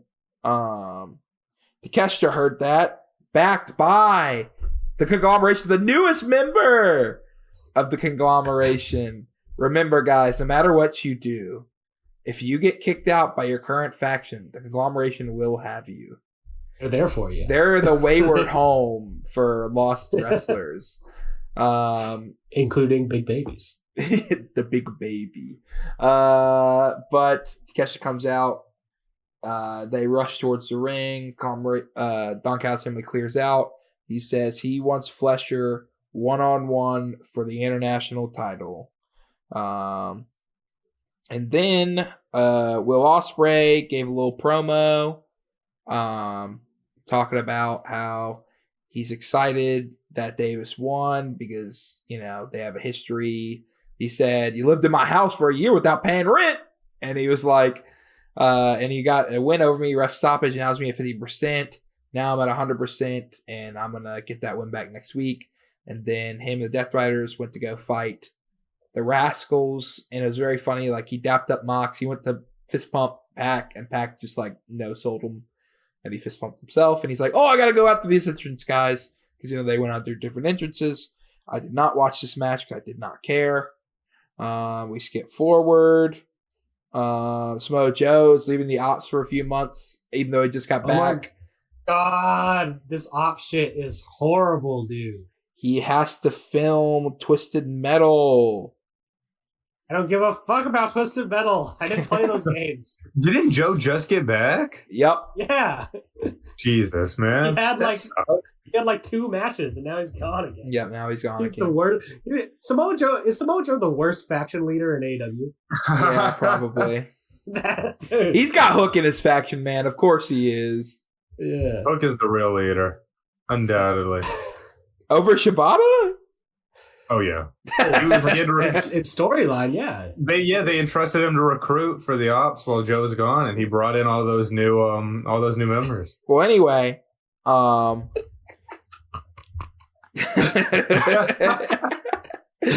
moving right over that. Just looking to let that lie. Nope. Divine Dominion attacked TJ before their match. They had their eliminator later on in the show, which is 5 minutes. If they can survive 5 minutes, they get a title shot. Andrade beat Ace Austin. I will say I did appreciate Lena Cross made a point to say that their beatdown was only 30 seconds. Lasted 30 seconds. So, yeah, that was nice. Funny. Andrade beat Ace Austin. I didn't watch it. And then the Lights Out Philly Street fight, Chris Statlander beat Sheeta. This is fine. This was an AEW Women's Lights Out match. In the best ways and the worst ways. Harley Cameron was involved for some godforsaken reason. Cooper has something to say. Oh, I got something to say. I got something to say. This program is complete and utter dog shit, and I'm glad that hopefully this is the actual closing angle to this fucking storyline that has been interminably long and permeating throughout Dynamite and Collision for the last couple of months. Shida, I've gone on the show before about how confusing what they're doing with Shida's character is. It doesn't help also that I think she has regressed in a number of ways since coming back. She just looks out of it is the best way I can think to say it. Especially in comparison with Stat, who is still, very crisp in the ring, even if she is also, I think, quite visibly unmotivated, which I do not blame her for because they have her stuck in this dog shit storyline. So, you can't expect better performances from your roster if you're not giving them anything good to work with. Like that, it comes down, the buck stops with Tony in AEW in much the same way that, the buck stops with Triple H in WWE. And if I feel free in my mind to give Triple Paul all the shit in the world for, how he runs that, dog shit company, then I can do the same for Tony for this stuff. It's like I'm glad it's over, hopefully, and we can move on to a better and hopefully more interesting run of women's booking with the Owen tournament stuff. Which I am genuinely quite excited for. I'm more excited for the women's Owen stuff than I am for the men's. So that's, a ray of light, I guess, in an otherwise really dour scene for AEW at the minute. But yeah, so for once, Harley Cameron was not the worst thing about a AEW women's match. There's news. That's the headline. Well, anyway, moving on to a little Collision minute, because even though they had a 3-hour show, technically there was 3 hours of Collision this week. There was a nice Collision. There was a nice tribute to Dennis Condrey because they were in Huntsville, Alabama. Tony gave some touching words, and I will say it was nice, even though as much as we hate Jim Cornette, that he did provide plenty of photos and video of their time together in the Midnight Express. It's just nice when, people can overcome their differences for like a moment that needs it kind of thing. But the only matches I watched on this show were, let's see. I watched Suzuki versus Maya World. Oh, okay. I was about to say it was looking like the answer was going to be none. No. I skipped past like most of it because I'm like, they won the You're elimination. not a real collider. No, you aren't either. Don't you say that? I didn't watch any of it, so yeah. Not my bullshit. I saw Jack's goat Hazuki, who I love. They have they do not have an updated render at all because she has completely different hair in the render she has right now. She beat My World in a pretty good match with Persephone on commentary, who's injured, but they're going to wrestle next week on Collision. There was a little quick match with Pure champion Lee Moriarty and Tim Bosby. That was pretty nice. And then the final thing I watched was the main event, which was Takeshita versus Garcia, that I thought was very, very good. Borderline match of the year because Daniel Garcia is a great wrestler. And I really liked how this match ended after the match. There was a big blow-off angle that kind of led into why I don't think we'll be getting blood and guts with the Elite versus the Death Riders. What I think we're going to have this year is how it ended was Takeshita gets the win with Raging Fire. A lot of great limb work on Garcia during this whole match. Some people were complaining about the spot on Twitter where he took the pile driver, but it didn't bother me. It wasn't the finish. So, and Mox was at like ringside the whole time, and he's like sitting there like he gets like Danny has a chokehold on him, and he's like this. You know, he's like motioning. He's still teaching. He's teaching. Training, and he would like walk over to commentary and put on like a headset and start talking. And they had a match with Shane Taylor earlier on the night. And so after Takeshita wins, Shane Taylor Promotions starts jumping the Death Riders, like Mox and Garcia. And, you know, Marina's like fighting back with them, and then like Pac and them start clearing out to come help out. And as Takeshita is getting up, he starts getting jumped by the Don Callis family. So he's jumped by like, you know, I think Rocky Romero, probably like, I don't know if Cage was there. I know it was like the Romero, Beretta, couple, whoever the Don Callis family people were. And as this is going on, earlier in the show, they had mentioned on commentary that because Nigel McGuinness won his match at Supercard of Honor, that he is the number one contender for the Pure Championship. And that, you know, they've been kind of teasing him and Lee. So during this going on, Lee Moriarty takes Wheeler Yuta and throws him over the commentary table in the direction of Nigel McGuinness. Nigel gets up, puts his hands up like, you know, I have no business, you know, I'm a commentary. Lee kind of looks at him like, you know, stay back, doesn't say anything. They kind of like, okay, we're not going to fight here. Well, then Carly Bravo just hops into Nigel McGuinness' face like, nah, you should be worried. You should be. So Nigel takes off the commentary and just starts decking Carly and getting involved in the brawl.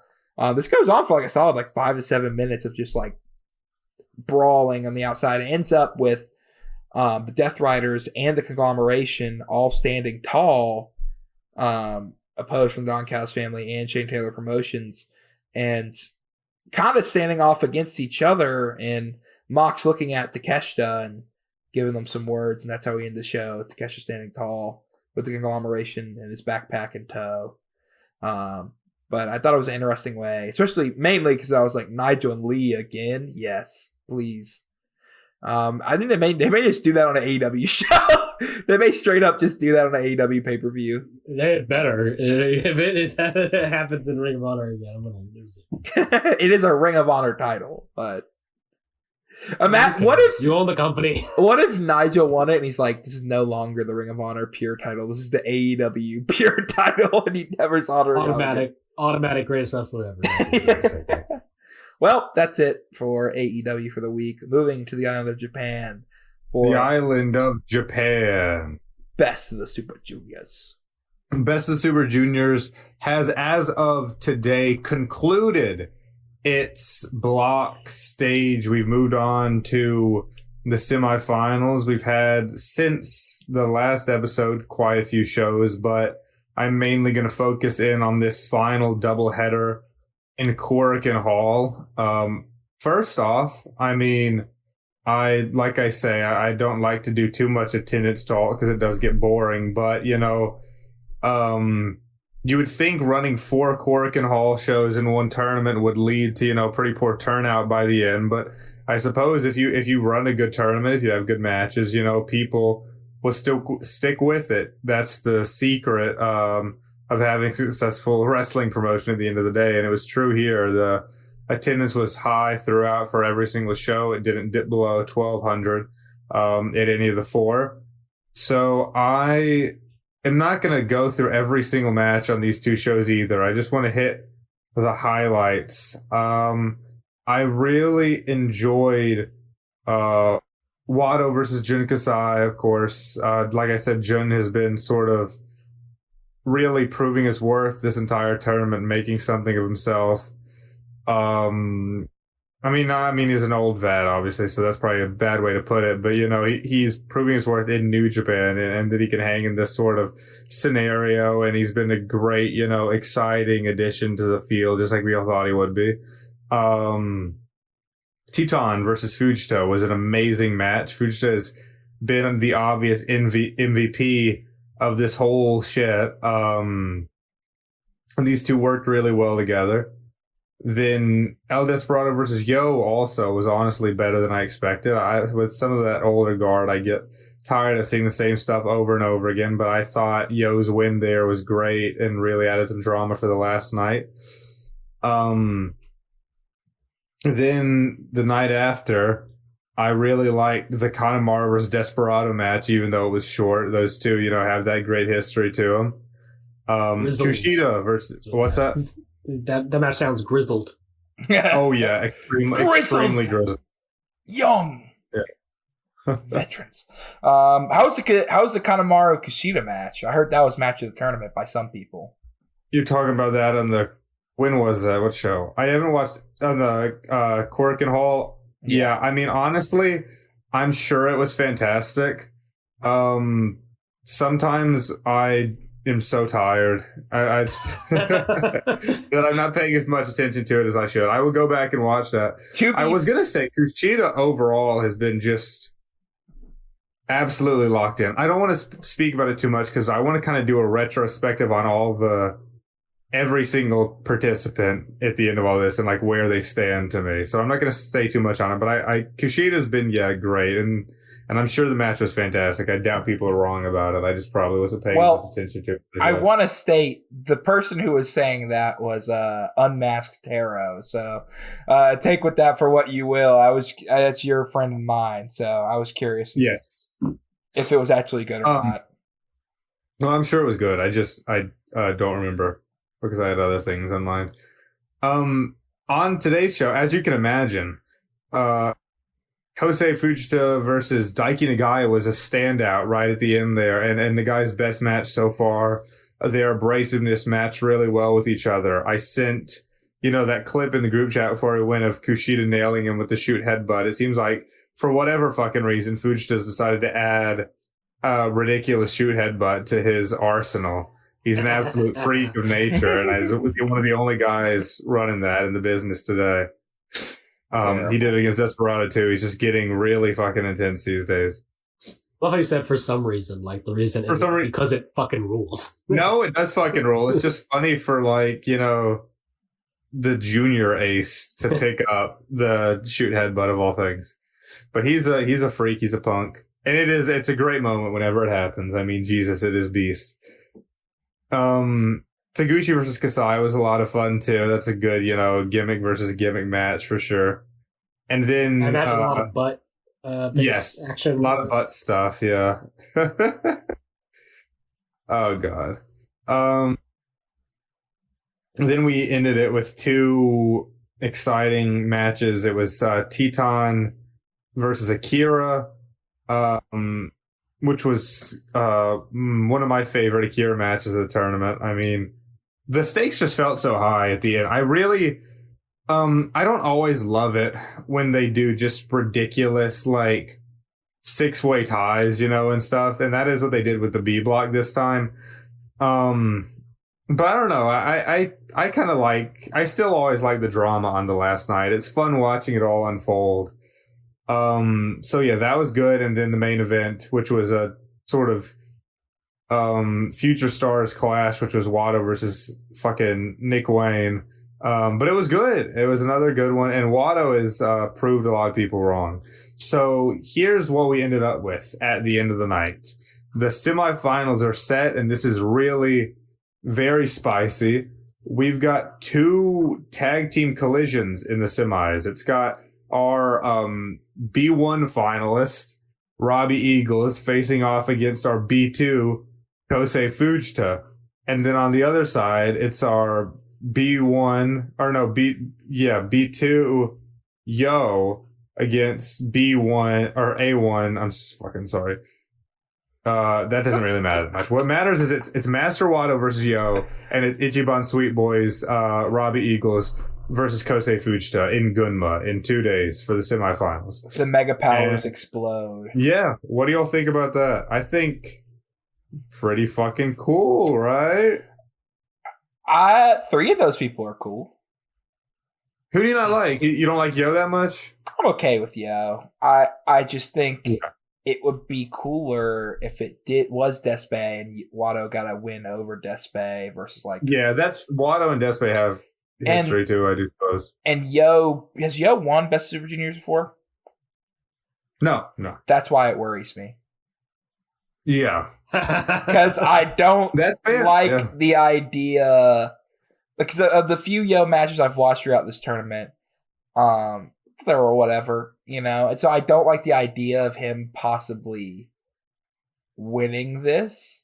Where I mean, you're right. It's it's Robbie Eagles who, God bless him, is not going to win, and then it's 2 people who have won before, and then it's Yo. So that, I mean, fair enough. I mean, I wouldn't mind Robbie winning, and I wouldn't mind him. I wouldn't be. Me neither. I wouldn't be shocked too if maybe like instead of doing them running back Fujita Watto, which would be like the booking decision you would expect because that's the right one. I wouldn't be shocked if they had like Robbie win over like just somehow win over Fujita and then have him versus Watto and Watto win that. But just Yo being in there is scary. I get that, and I would hate that's what they want too. Because I just think it's like it is. It's like when they kept putting Hikuleo in the G1 semi for like a solid 2 years. Yeah, that was fucking crazy. Yo can wrestle a lot better than Hikuleo can, so it's not like terrible. It's just like can he? Yo does get under my nerves. I was hoping actually that you are on my nerves. I was hoping that you would be more harsh on him so I could sort of unleash because I don't like Yo. Go ahead, unleash, man. I think I don't like him. I don't like his whole shtick. I think it's sort of bargain bin Hiromu. And I mean I'm not homophobic. I hope that's obvious. I'm not homophobic. It's got nothing to do with that. It's I would like to expressly say that I am not homophobic. Jack that. Couldn't be less, actually. But I think it's basic. And I think he is too gimmicky in ring for, what's supposed to be a tip-top guy. And I think that he doesn't have, he has had like a Dolph Ziggler-y, Hiroki Goto-y career where it should have been him so many times, and now it's not and should never be again. He's missed his chance, and he doesn't have the sauce like Goto to lead, like a big, resurgence story. Heavier on the Ziggler. Yeah, a lot closer to a. Has he ever held the junior? No, he's never won the belt, and he's never won the tournament. Because, I mean, well, he probably would have before his shoulder went out in that show match. The injuries have plagued him, no doubt. I'm uninterested in Yo. Maybe if he would have kept the gimmick that he was just evil after the Doki match, maybe he would be better.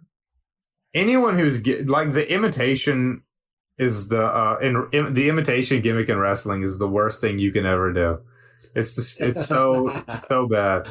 That's the thing about him is I feel like he never I want a match where the mask falls. You know what I'm saying? Where I feel like the facade falls. Where you just never really get that from him. It always feels like it's just this fun gimmick. And I think I'd be fine seeing him hold the title for a cup of coffee. But I don't want him to win Best of the Super Juniors. I don't think he should ever win it with that gimmick, If he was going to, he should have won it years ago. Apparently, I saw that show and Daisuke Sasaki had a match that was rated 1 point something on Cage Match. So I need you to... Are you serious?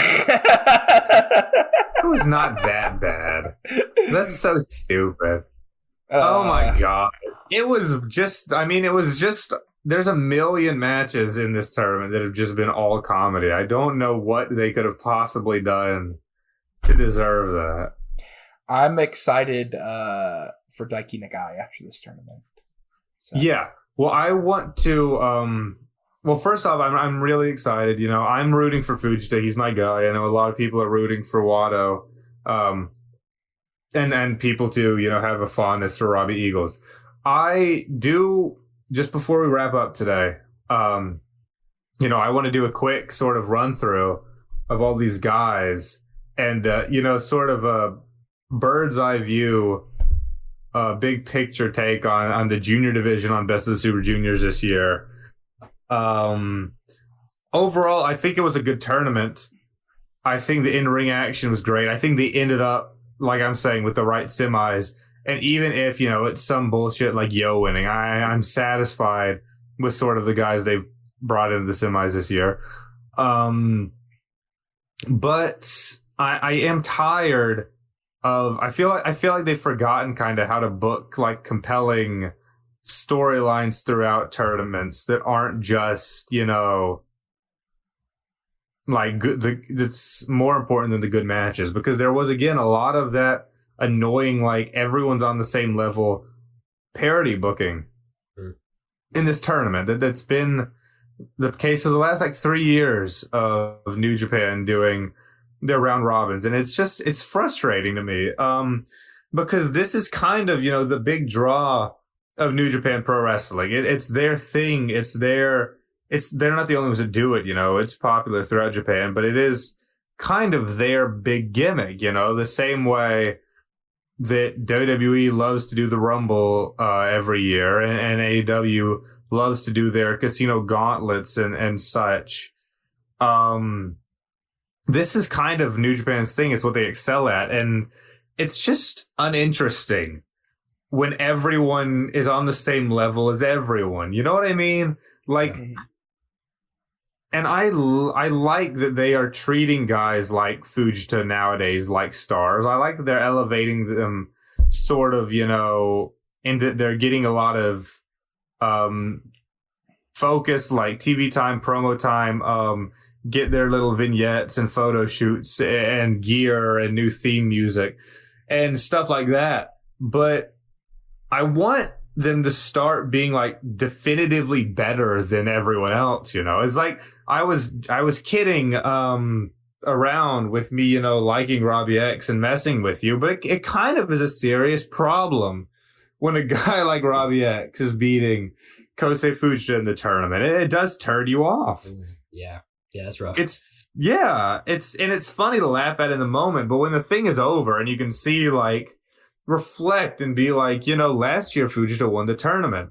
Does he feel that much bigger a deal this year than he did last year? And it's no, and it's because they did that bullshit with the Death Pain Invitational, which, yeah, you know, fair enough. It was an amazing match, but it kind of fucked over Fujita, and he went into this year with the exact same standing. He might well win again, but I don't think that he'll even look like a big deal, you know, comparatively off that win. He needs to win the title. He needs to dethrone Doki, or Wado does, or someone does. And I think that's probably what'll end up happening. But again, it's like, and it's true to some extent in the heavyweight division too, but I feel like it's really true in the juniors. It's just, I mean, they should be really focusing in on Wado and Kosei Fujita and Francesco Akira, and using Desperado and Yo and Ishimori to kind of get them over. And to hell with giving, you know, guys like Sho and Robbie X, and I love him. I don't know, maybe not Eagles. I do enjoy Eagles, but like guys like fucking, you know, Sho and Robbie X and Taguchi. Why does Taguchi end up with 6 points at the end of this? Eagles is in that same age group. He's in that same, you know, class of junior that, you know, Despy and Sho are and all that sort of stuff. So I mean, I would get your rationale for lumping him in there too. it's just like there are guys, guys like Desperado and Ishimori who have made their name and need to start putting other guys over. Everyone else, like, they should not be getting, like, Sho got 10 points in this tournament. Why the fuck did he get 10 points in this tournament? He's not in the semis. He's Doki's sidekick. Yeah. He's not even. It's just ridiculous. And then they have to bring in, because they do so many outsiders nowadays, and they need to get them wins too. So guys like Daisuke Sasaki, who I enjoyed, and Hyo, who I didn't enjoy, ended up with 6 points. That's 3 wins. And Kanemaru got 6 points, and he's amazing, but he shouldn't be. And Kushida too, they should, and I would be happy with Kushida being in a situation where he, is to put guys over like Desperado. He has that name value, but he's in this weird position where he works America most of the year and then does like 2 tours. So really, Kushida should not, if you're not there to pretty much lose out, you shouldn't be there at all. It's just annoying as hell. And Nick Wayne ended up with 10 too. Fucking yeah. Well, he's Nick Wayne. Just crazy. He's Nick Wayne. What do you mean he ended up with 10 too? He should have ended up with 14 as well. Oh my god, bro. Semis, brother. It's just, and it annoys, like, I'm not gonna I'm about to do my big retrospective thing for each guy, but I just want to, like, why are we even capping at 10? That's fucking 5 wins. Why are these guys, why is the best they can do 5 and 4 when they're the top guys, And I know it's just getting into like the nitty gritty of these points, but it's just like back in the day, back when we were in, what we always say, those peak years, fucking Okada would go into the G1 and he would drop like 2 matches at most because he was the guy, And they felt like hugely important because Okada didn't like, he won decisively every other match in the G1 and he won every other fucking match throughout the year. So it's just like there's no hierarchy in the junior division, and it is frustrating. And that is true too for like a lot of the heavyweight division, except for maybe like they're finally finding it with Tsuji and Knockout Brothers, and that's about it. Otherwise, it'll take time to rebuild. I just hope that they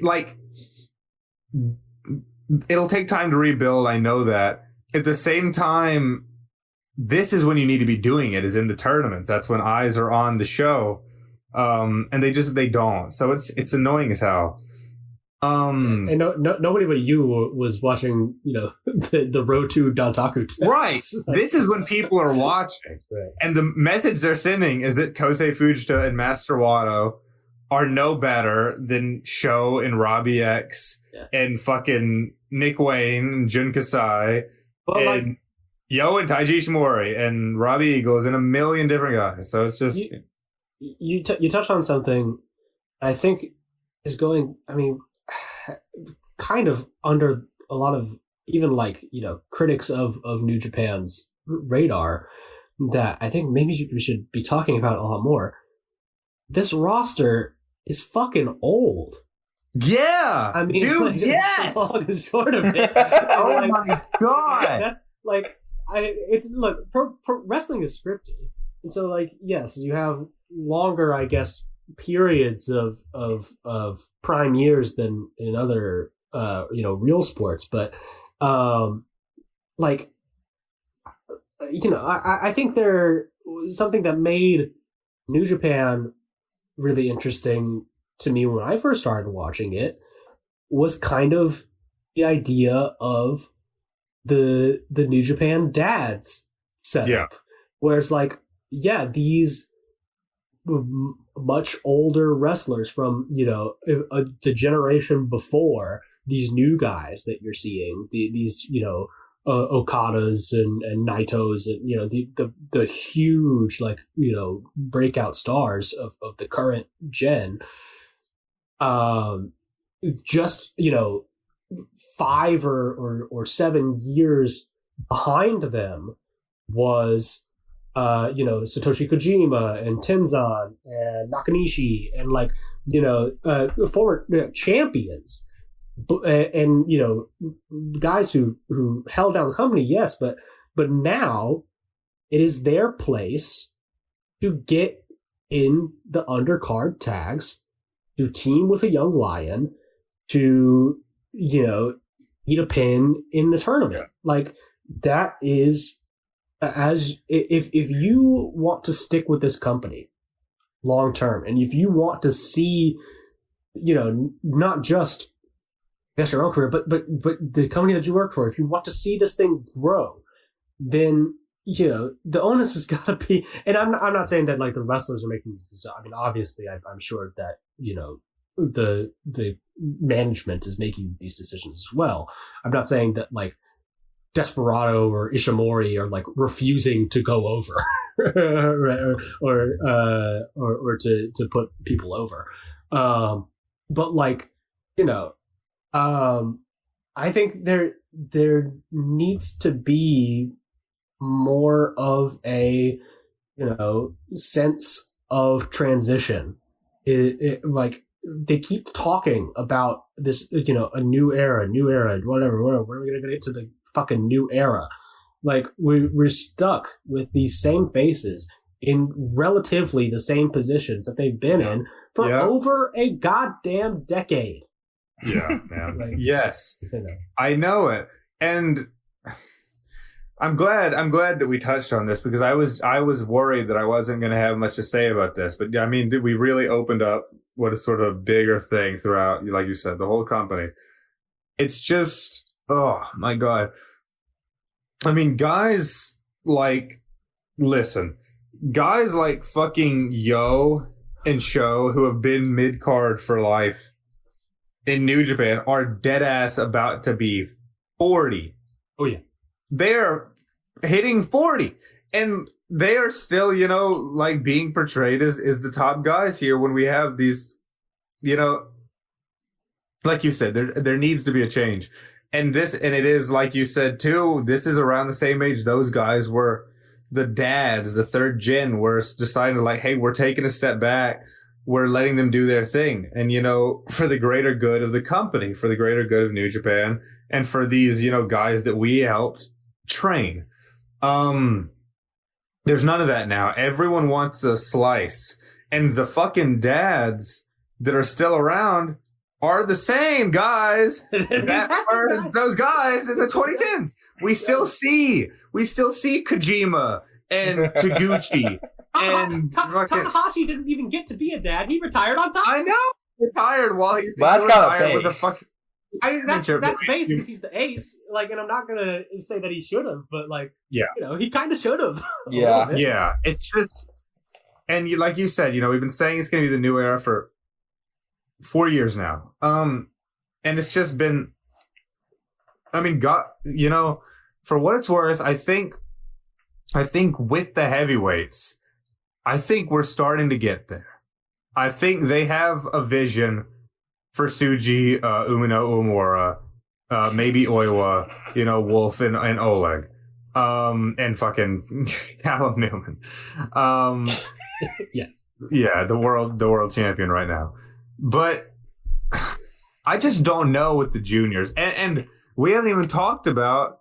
They had, and I've gotten angry about it, what feels like ad nauseum for the better part of a year now. I mean, they had their guy last year that they picked and chose and got over, and it was Doki, and then they ruined him for whatever reason. He's not in the tournament because of some weird-ass meta heel heat thing that he's doing. And the title defenses are getting better, I haven't hated his last few matches, but I can't say that it's just like, why is everything so backwards? Why is the one guy that you're pushing House of Torture Doki? Why is that? And then he might drop the title again to fucking, Yo or El Desperado after the winner loses. I mean, or the BOSJ winner loses. It's just, I don't know. Junior division sucks. It sucks fucking bad.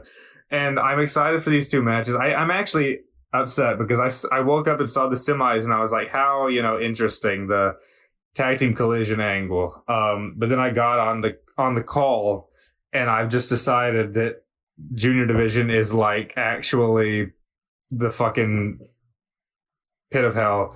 But I mean, okay, they've built Fujita, right? Who's 23. He's going to be the face of the division for the next 10 years, right? Wado's 29. He's still young. And he still hasn't won a title. Who else would you have wanted in these semis as like a young guy for the junior? I wouldn't. No, that's not what I'm. Daiki Nagai. Yeah, and the guy being pushed early. That's on the table. Daiki Nagai. He is. Fucking fair. The guy getting pushed early would have been super cool.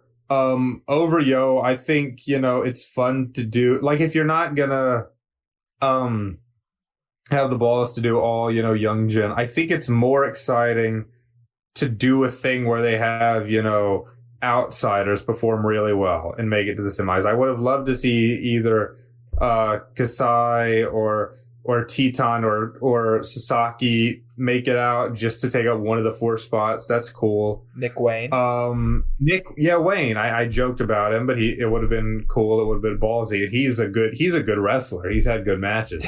See? No, I'm being serious. I know. He's had good matches. He's fucking good. He's corny as shit, but he's good.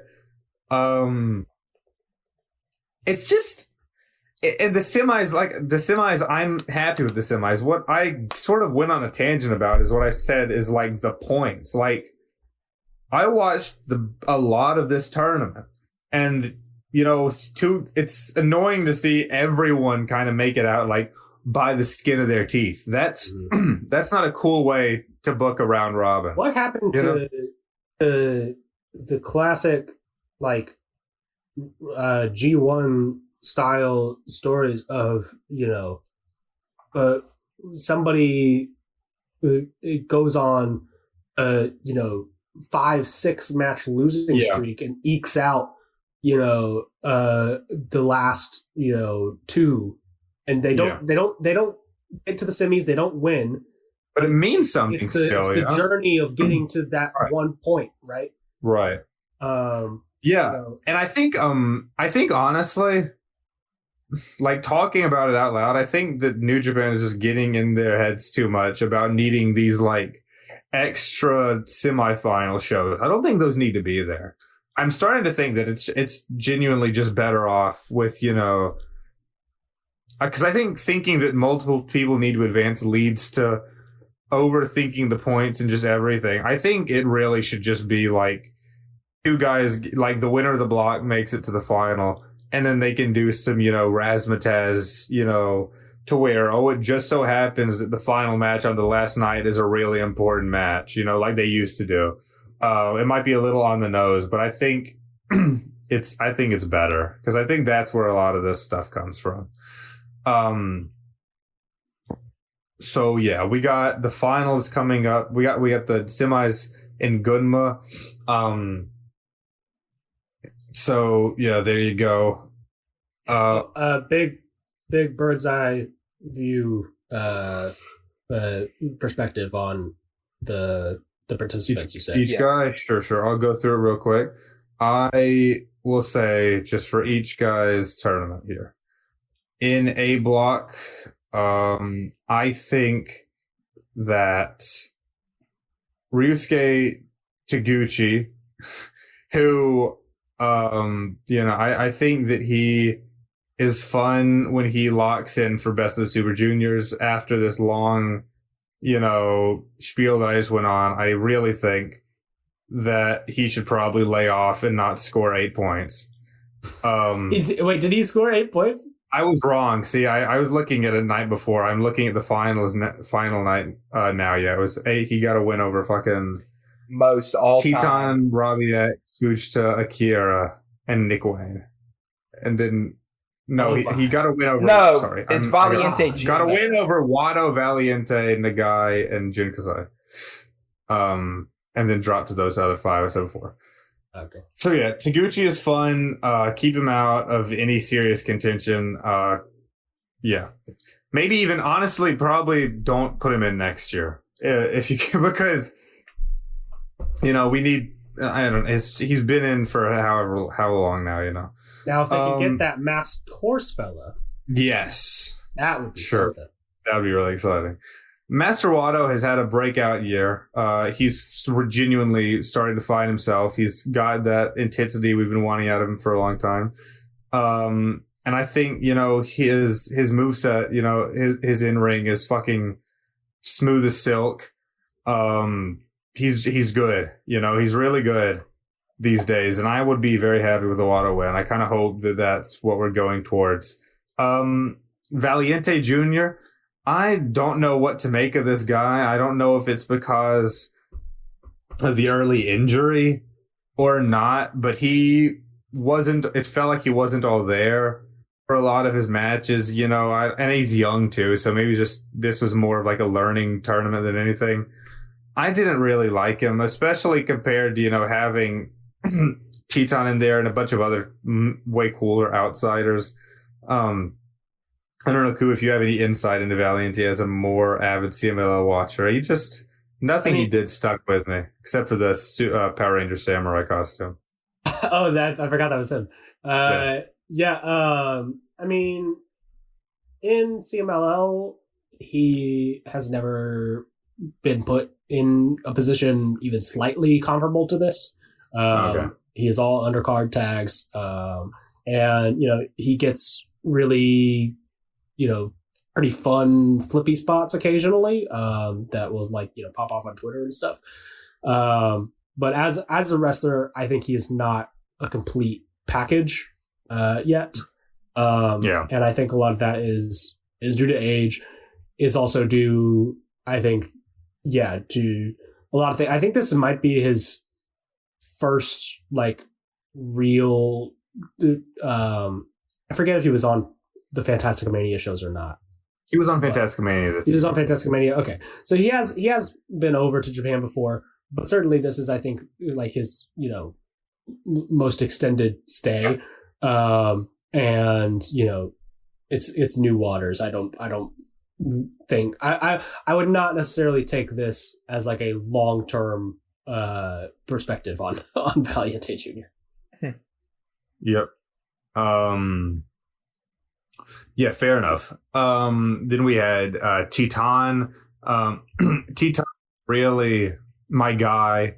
I think he's a super cool luchador. I think he blends that, just the exciting, high flying, what you come to expect with a really great Yave moveset like many do. I think he's got ferocity, intensity.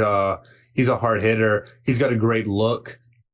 I think New Japan seems to really like him more as top tier talent than CMLL does, where it feels like they push a couple of guys ahead of him.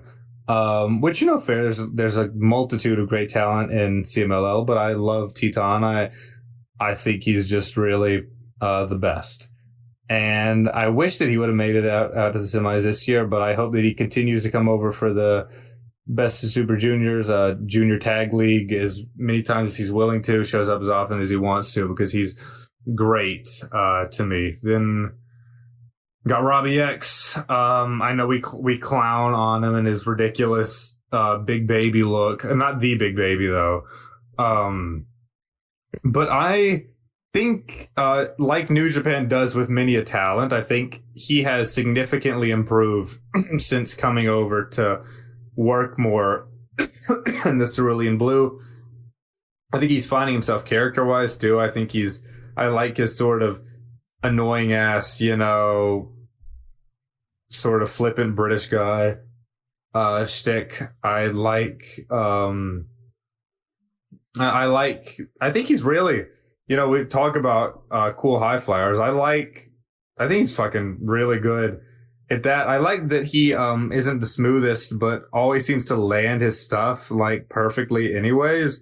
It's a weird thing. It's almost like I don't know who to compare it to. There's some on the tip of my tongue, but anyways, I like that it seems like everything he does takes effort, but also he's just always sort of pinpoint with it. I like the X Express a lot. Spiral Tap is a legendary top rope move, and he lands it real well. And I hope that he, continues to grow in Unbound Co.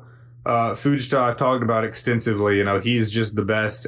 He might well be the best wrestler in New Japan right now. He's just firing on all cylinders. He's got character down. He's got that KOB ability to bring people up with him, like he did with Watto in their match, in their little mini feud. He's got, aura. He's got the new theme. He's got the jacket. He's got the shoot headbutt. He's got the fucking thrill ride and his submission moves he's learned from Zach. He's great, and he's young, and he'll keep getting better. And like Logan said, they really need to laser in on him, even though he's not, he might not be winning this tournament. He might, but he might not. I think that they still need to definitely commit to him as that guy. Akira in this tournament was a little disappointing to me. I'm a big fan of his, and he did have some bangers. He had a great match again with Fujita. He had a great match with Kasai, and a few others. But I don't know. I don't think the heel stuff is clicking with a lot of members of United Empire. I don't know if it is with him. I like his character work. I think it's very fun and melodramatic, the same way I like, Jake Lee for being that way. And I like sometimes Hanari for being that way. But I think that he's having trouble adapting in ring to being a heel. He kind of just does the same stuff, and then will, like, the crowd will start to cheer, and he'll yell at the crowd and be like, "Oh, fuck off," it doesn't really work, and he doesn't really know what he's doing, and his mask looks cheap and stupid. So yeah, I don't know. Maybe it'll just take some getting used to. But Akira, I hope he can find his footing again, because I want him to succeed. But this was not his tournament. Nagai, one of the best blue chip prospects in New Japan. He's just like Fujita. He's kind of got it all. He's got that attitude. He knows what he wants to be. And he's really smart for a young lion, and he's really different for a young lion. He's different too from Fujita. Like, I don't want to compare him to Fujita so much that we think that he's just another Fujita or like a Yudo Ice clone, because he's really doing his own thing. He's almost got like a weird like a weird political bend to his promos, always calling attention to like fucking him being like a son of a salaryman and shit, or no, son of like a blue collar guy, compared to, like getting angry at the guy, like the same way Yudo Ice was making fun of Ryohei Oiwa for being like calling him a NPC and a salaryman wrestler, and the guy throws like that a lot of the time, and it's cool and of the times, and I enjoy that.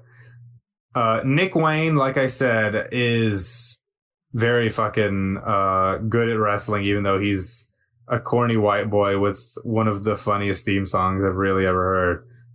I like him in Best of Super Juniors. I wish that he got more to do in America, and hopefully when he gets back down there, they have something for him, because I think frankly, I mean, I know I don't watch a ton of AEW, but I think he's every bit as good as their guys they're pushing right now. Guys like at least Knight, maybe not like a Fletcher, but I think he's very good, and I think he deserves to start getting more shots in his neck of the woods. He's not so far away from it. I'll say that. Yeah. Like, you mean like you think that they will? You mean like in his positioning over there? I think he has the tools. Yeah. Yeah. It's just a matter of getting a spot open for him, I think. I think when he comes back, what they should do with him is he's been TV champ in Ring of Honor. Right now, with the way the AEW title scenes are, I could see him maybe like they want to babyface him, which I doubt. He's still a heel. Maybe a Mark Briscoe go after his title, because again, I don't see him going after the TNT or Takeshita. But what I could see is, because it's Ring of Honor, maybe him go after the world title, go after Bandito. I wouldn't be shocked since Bandito doesn't really have a clear picture. If you really want to, you could do him and Billy whenever she wins the title around the same time. So you have those two young, really push a developmental type brand. Be a big step. Be a big step, but I doubt that'll happen. But Then rounding out A block, sorry, this is going slower than I thought, but I still think it's a good thing to do, just a little junior retrospective. Jun Kasai was, again, one of the highlights. He brought something really special to the junior division. I would love to see him, with the work he's been doing in New Japan, kind of find a way to appear more, maybe sign some weird dual contract. I mean, he really adds a lot. Some much needed, excitement to New Japan. He brings something completely different. And if they are willing to, let him do shit like this, do his hardcore stuff, not to the extent of the death matches, obviously, but if they're willing to let him do it in a mainstream tournament like this, might as well, keep him around and let him keep doing it, because it is just, it's something colorful in what can be sometimes a pretty gray state of New Japan. Moving on to B block. So Desperado, I still think Desperado is really great. He's one of my favorite wrestlers. At the same time, I think that he's becoming very formulaic and can sometimes be a slog to get through matches you can tell he doesn't care about. I think it's about time, like within this year, that they need him to basically put over Fuchsia definitively, put over Watto definitively, stay in, that scene, but not be the guy anymore. And I think Desperado can stay, as a fixture of the junior division, and has a home now, with his cool deathmatch spinoffs. I think, that'll keep him relevant, keep him exciting, and hopefully satisfying, even as he falls down the card in New Japan, God willing. I'd be way more interested in Desperado, the producer. Yeah, I think I am in Desperado, the world champion right now. Me too. I love the Invitacionals. It's such a cool brand, and I really loved this last one. I loved the one before that in Korakuen. I hope they become more frequent. I think it's better than his work in New Japan, and I think it's better than a lot of other stuff in New Japan. Kushida, I have nothing but praise for Kushida. I think he is as good as he's ever been. His style still sort of stands alone in New Japan and kind of in wrestling as a whole. He's a great technical talent and a great pure babyface, even if I hear that he's turned heel in other parts of the world for whatever reason. And wears the PJs or whatever. The long boys, whatever. I think that New Japan either needs to figure something out for him to do or stop calling him for these, because unlike other outsiders that come in for these tournaments, there's something really awkward about seeing him in there. And like Kushida said in, the press conference before this tournament started, he was like, I won Best of the Super Juniors 2 times, but I bet a lot of the fans here don't even know that. So, oof. Yeah. Oh, that's rough. So it's just like, what are we doing, with him? It's super weird. I've called it out before. I just don't get it. We'll see if there's any progress made there. I think it's so weird. Like, which of the guys that left them for WWE way back when that was the popular thing to do, it's so weird to see which ones of those they still seem to hold a grudge over and which ones they don't. I know. I don't know what the deal is with Kushida. I don't know if it's because he because he wasn't a dojo guy, right? I don't know. I think Kushida was trained elsewhere, and that might have something to do with it. Let's see. Kushida. Like, he was unequivocally still, like, the ace of the juniors. Oh, yeah, he was the ace. Left. Yeah. But it does look like, he kind of was an indie guy that they signed more than one of their talents. And I'm sure him burning them with the Which, I don't want to make it sound like Kushida's the fucking bad guy. He was not. In any case, he was absolutely right to do what he did. But yeah, I think you're right, Cooper. It's weird to see why they can be picky and choosy. Like, I bet your fucking bottom dollar that as soon as Jeff Cobb's 90-day no compete is up, he's gonna be challenging for like never open weight within a month. And they're not going to give a fuck that he left and like dropped out of a world title program to go not even be on TV before the match took place. But they, for some reason, just have hated Kushida's guts forever. And who knows why. Yeah. It's sad, but it is the way they are. Yo is, I just sort of went on my rant about Yo before. I don't care for him. He probably is the most pushed like junior that I dislike the most, because he is right up there with the top of everyone. He just does nothing for me. I didn't even like, the whole one-man chaos gimmick that he did for the final last year. I thought he ruined that whole match and made it about himself. And that's another reason why I feel like Fujita, like, despite being in, a main event level now, is just feels off. As part of it's that match. So yeah, not a fan. I hope that Wado whoops his fucking ass. And then we got Ishimori. Ishimori, I am probably more positive on than you might think. I think he is still probably, of all like the old guard, I feel like he is the guy who's still trying the hardest. I've never seen Ishimori go out and, not give 110%. Especially since Hiromu left. I feel like he's really tried to take it back to another level. Ishimori's another guy too who is, constantly sort of maybe not revamping his character, but certainly revamping his moveset, trying new things, making it interesting. And so yeah, I like Ishimori. I don't want him, winning the junior title again anytime soon.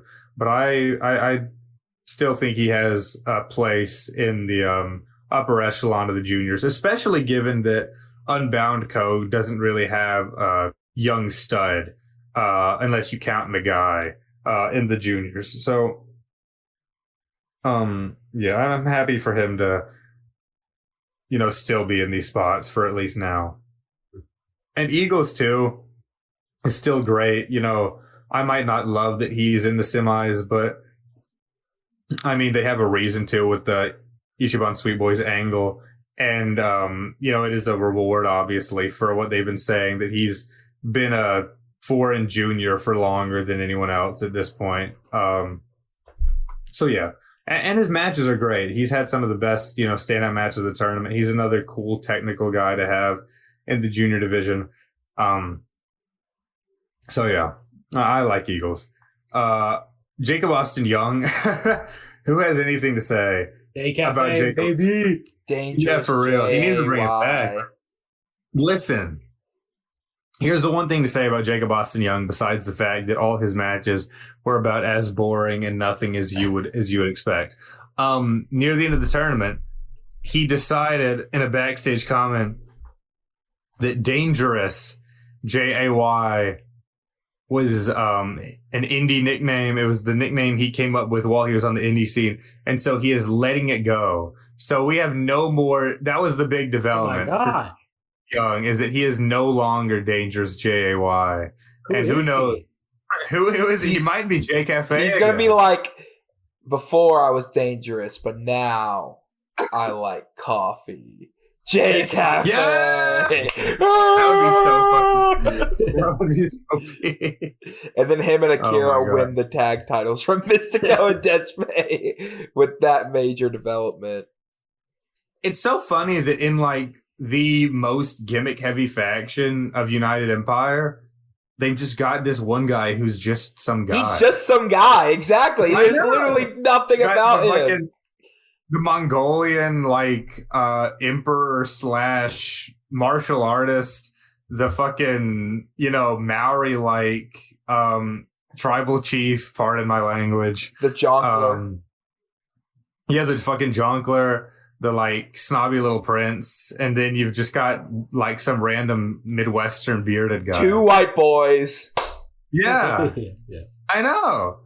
It's just weird. I don't know what his deal is. They need to bring TJP back instead. No. You know what? The The dangerous fit in so well with this current incarnation. Yeah. the No, for real. dangerous JAY ain't half bad when you bring up the ass wang, you know, when you think about it. We need the United Empire leaders 3-way at Wrestle Kingdom with Ospreay versus Newman Yes. versus TJP. Ass wang.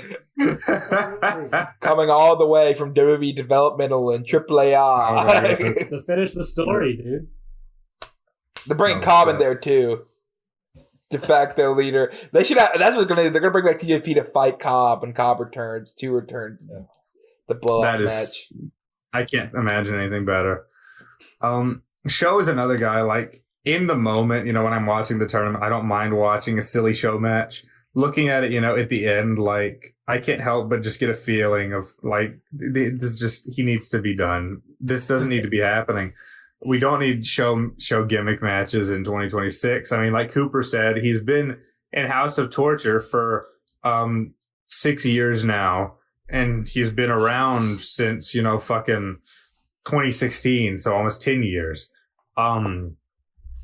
It's just, yeah, we don't need show getting this. We don't need show 12-point show anymore. We're good. Especially We're good. when he's supposed to be. Yeah, we're good.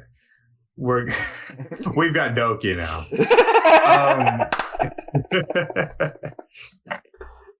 Then Kanemaru is still a fun spoiler, but you know, some of his matches can be exciting. He's a good hand, but I don't know if I want to see him anymore in these tournaments either. Whoa. Slow your man, roll.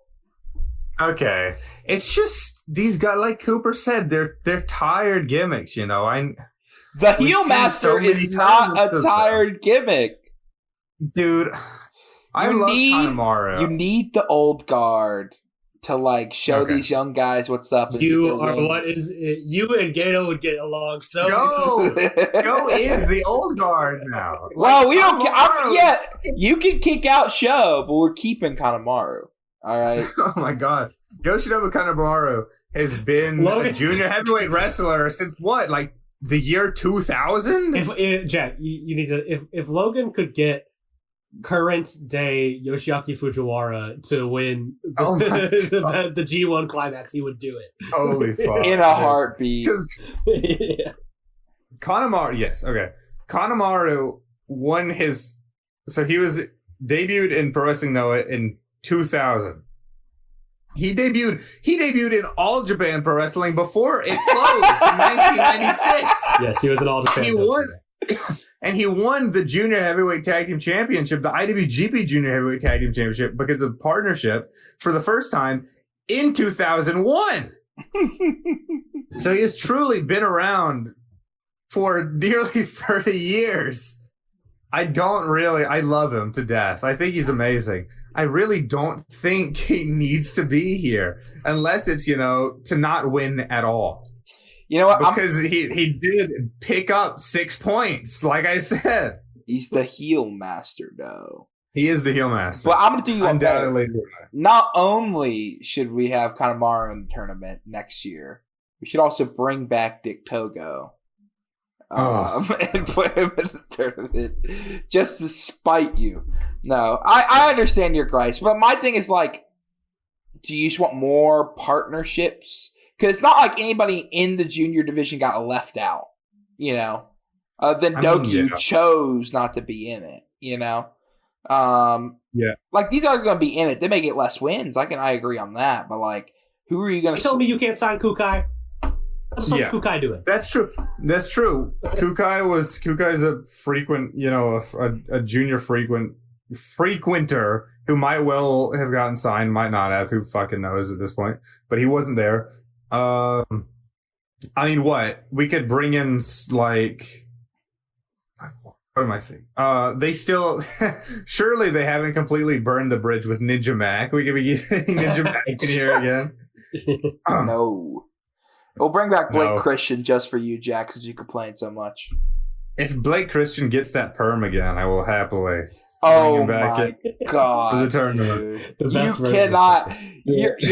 You're joking with me right now, right? You would not want to see Blake Christian over Kanemaru.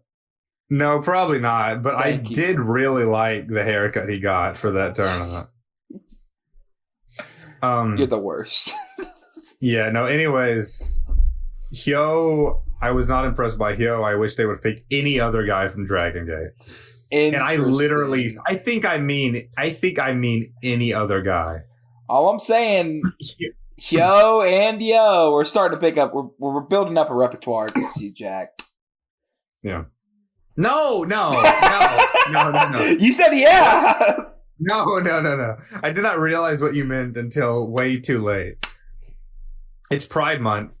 I'm fucking. You don't have to defend yourself, bro. I'm just messing with you. You can literally overlook it. You don't have to defend yourself. I'm the one actually queer guy on this show. We are not doing that. Okay. Anyways, Jesus. Daisuke Sasaki is really cool. I think he's a really cool journeyman wrestler, and I like him a lot. I wish he actually picked up more wins. I think he would have been, if I could have picked one, outsider to go further, it probably would have been him. So I got no gripes with Sasaki. And yeah, there we end it. Finals at Oda City on June 7th. Then we got Dominion on June 14th, which I am very excited about. We can run over that in the next week's show. Then we're on, the road to the G1, which I will happily be going to in Chicago opening night. I'm very excited about that. Also, tickets all did you set? buy tickets? Yeah. I'm actually about to do that right now. Oh, goddamn. On air. Yeah.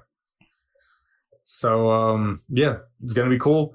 Hopefully they can, I might have focused a bit too much on the negatives because this wasn't a bad tournament. It was just another, mid tournament, like a lot of them have been. So I'm looking forward to the G1. Hopefully it can turn out better than this. That's it for New Japan. I assume that's it for our show.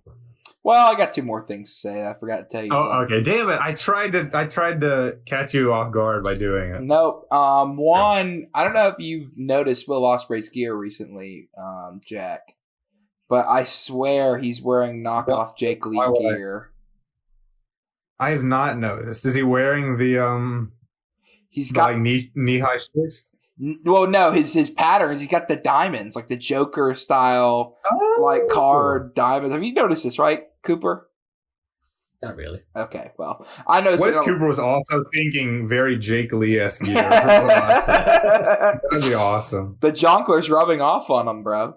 His time in Japan, they must have shared a pint or something. I don't know. And then also, they're running Evil versus Will Cruz on NXT next week. Yeah! And number one contenders match. He was taking the NXT title. That is true. The kind gentleman who will not stand for interference in any match, Mr. Naraku. Dude, he did like a oriental bow at Tony D'Angelo the last show. I thought Cooper was about to say something. I was waiting. What No one liked my little racist joke.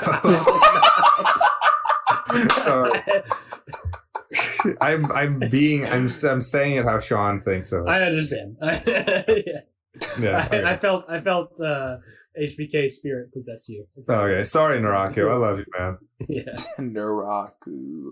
It is funny though that this gimmick, is like the reverse of the New Japan gimmick, where he's like, "I will not interfere in your match. I'll make sure nobody interferes in your match." He's like the king of interference. Like, no, this cannot. happen. I have a feeling it will not last. No, maybe I'm too long being distrustful of the man. I agree, but it would be funny if it did last. If that was just straight up the most honorable man, Naraku. I think it's really sad that neither of you seem to think that a man can mature over the course of 6 He's years married. of life. He's married. He's a changed man. Okay, well, for real this time, that is our show. So it's time to hit that outro.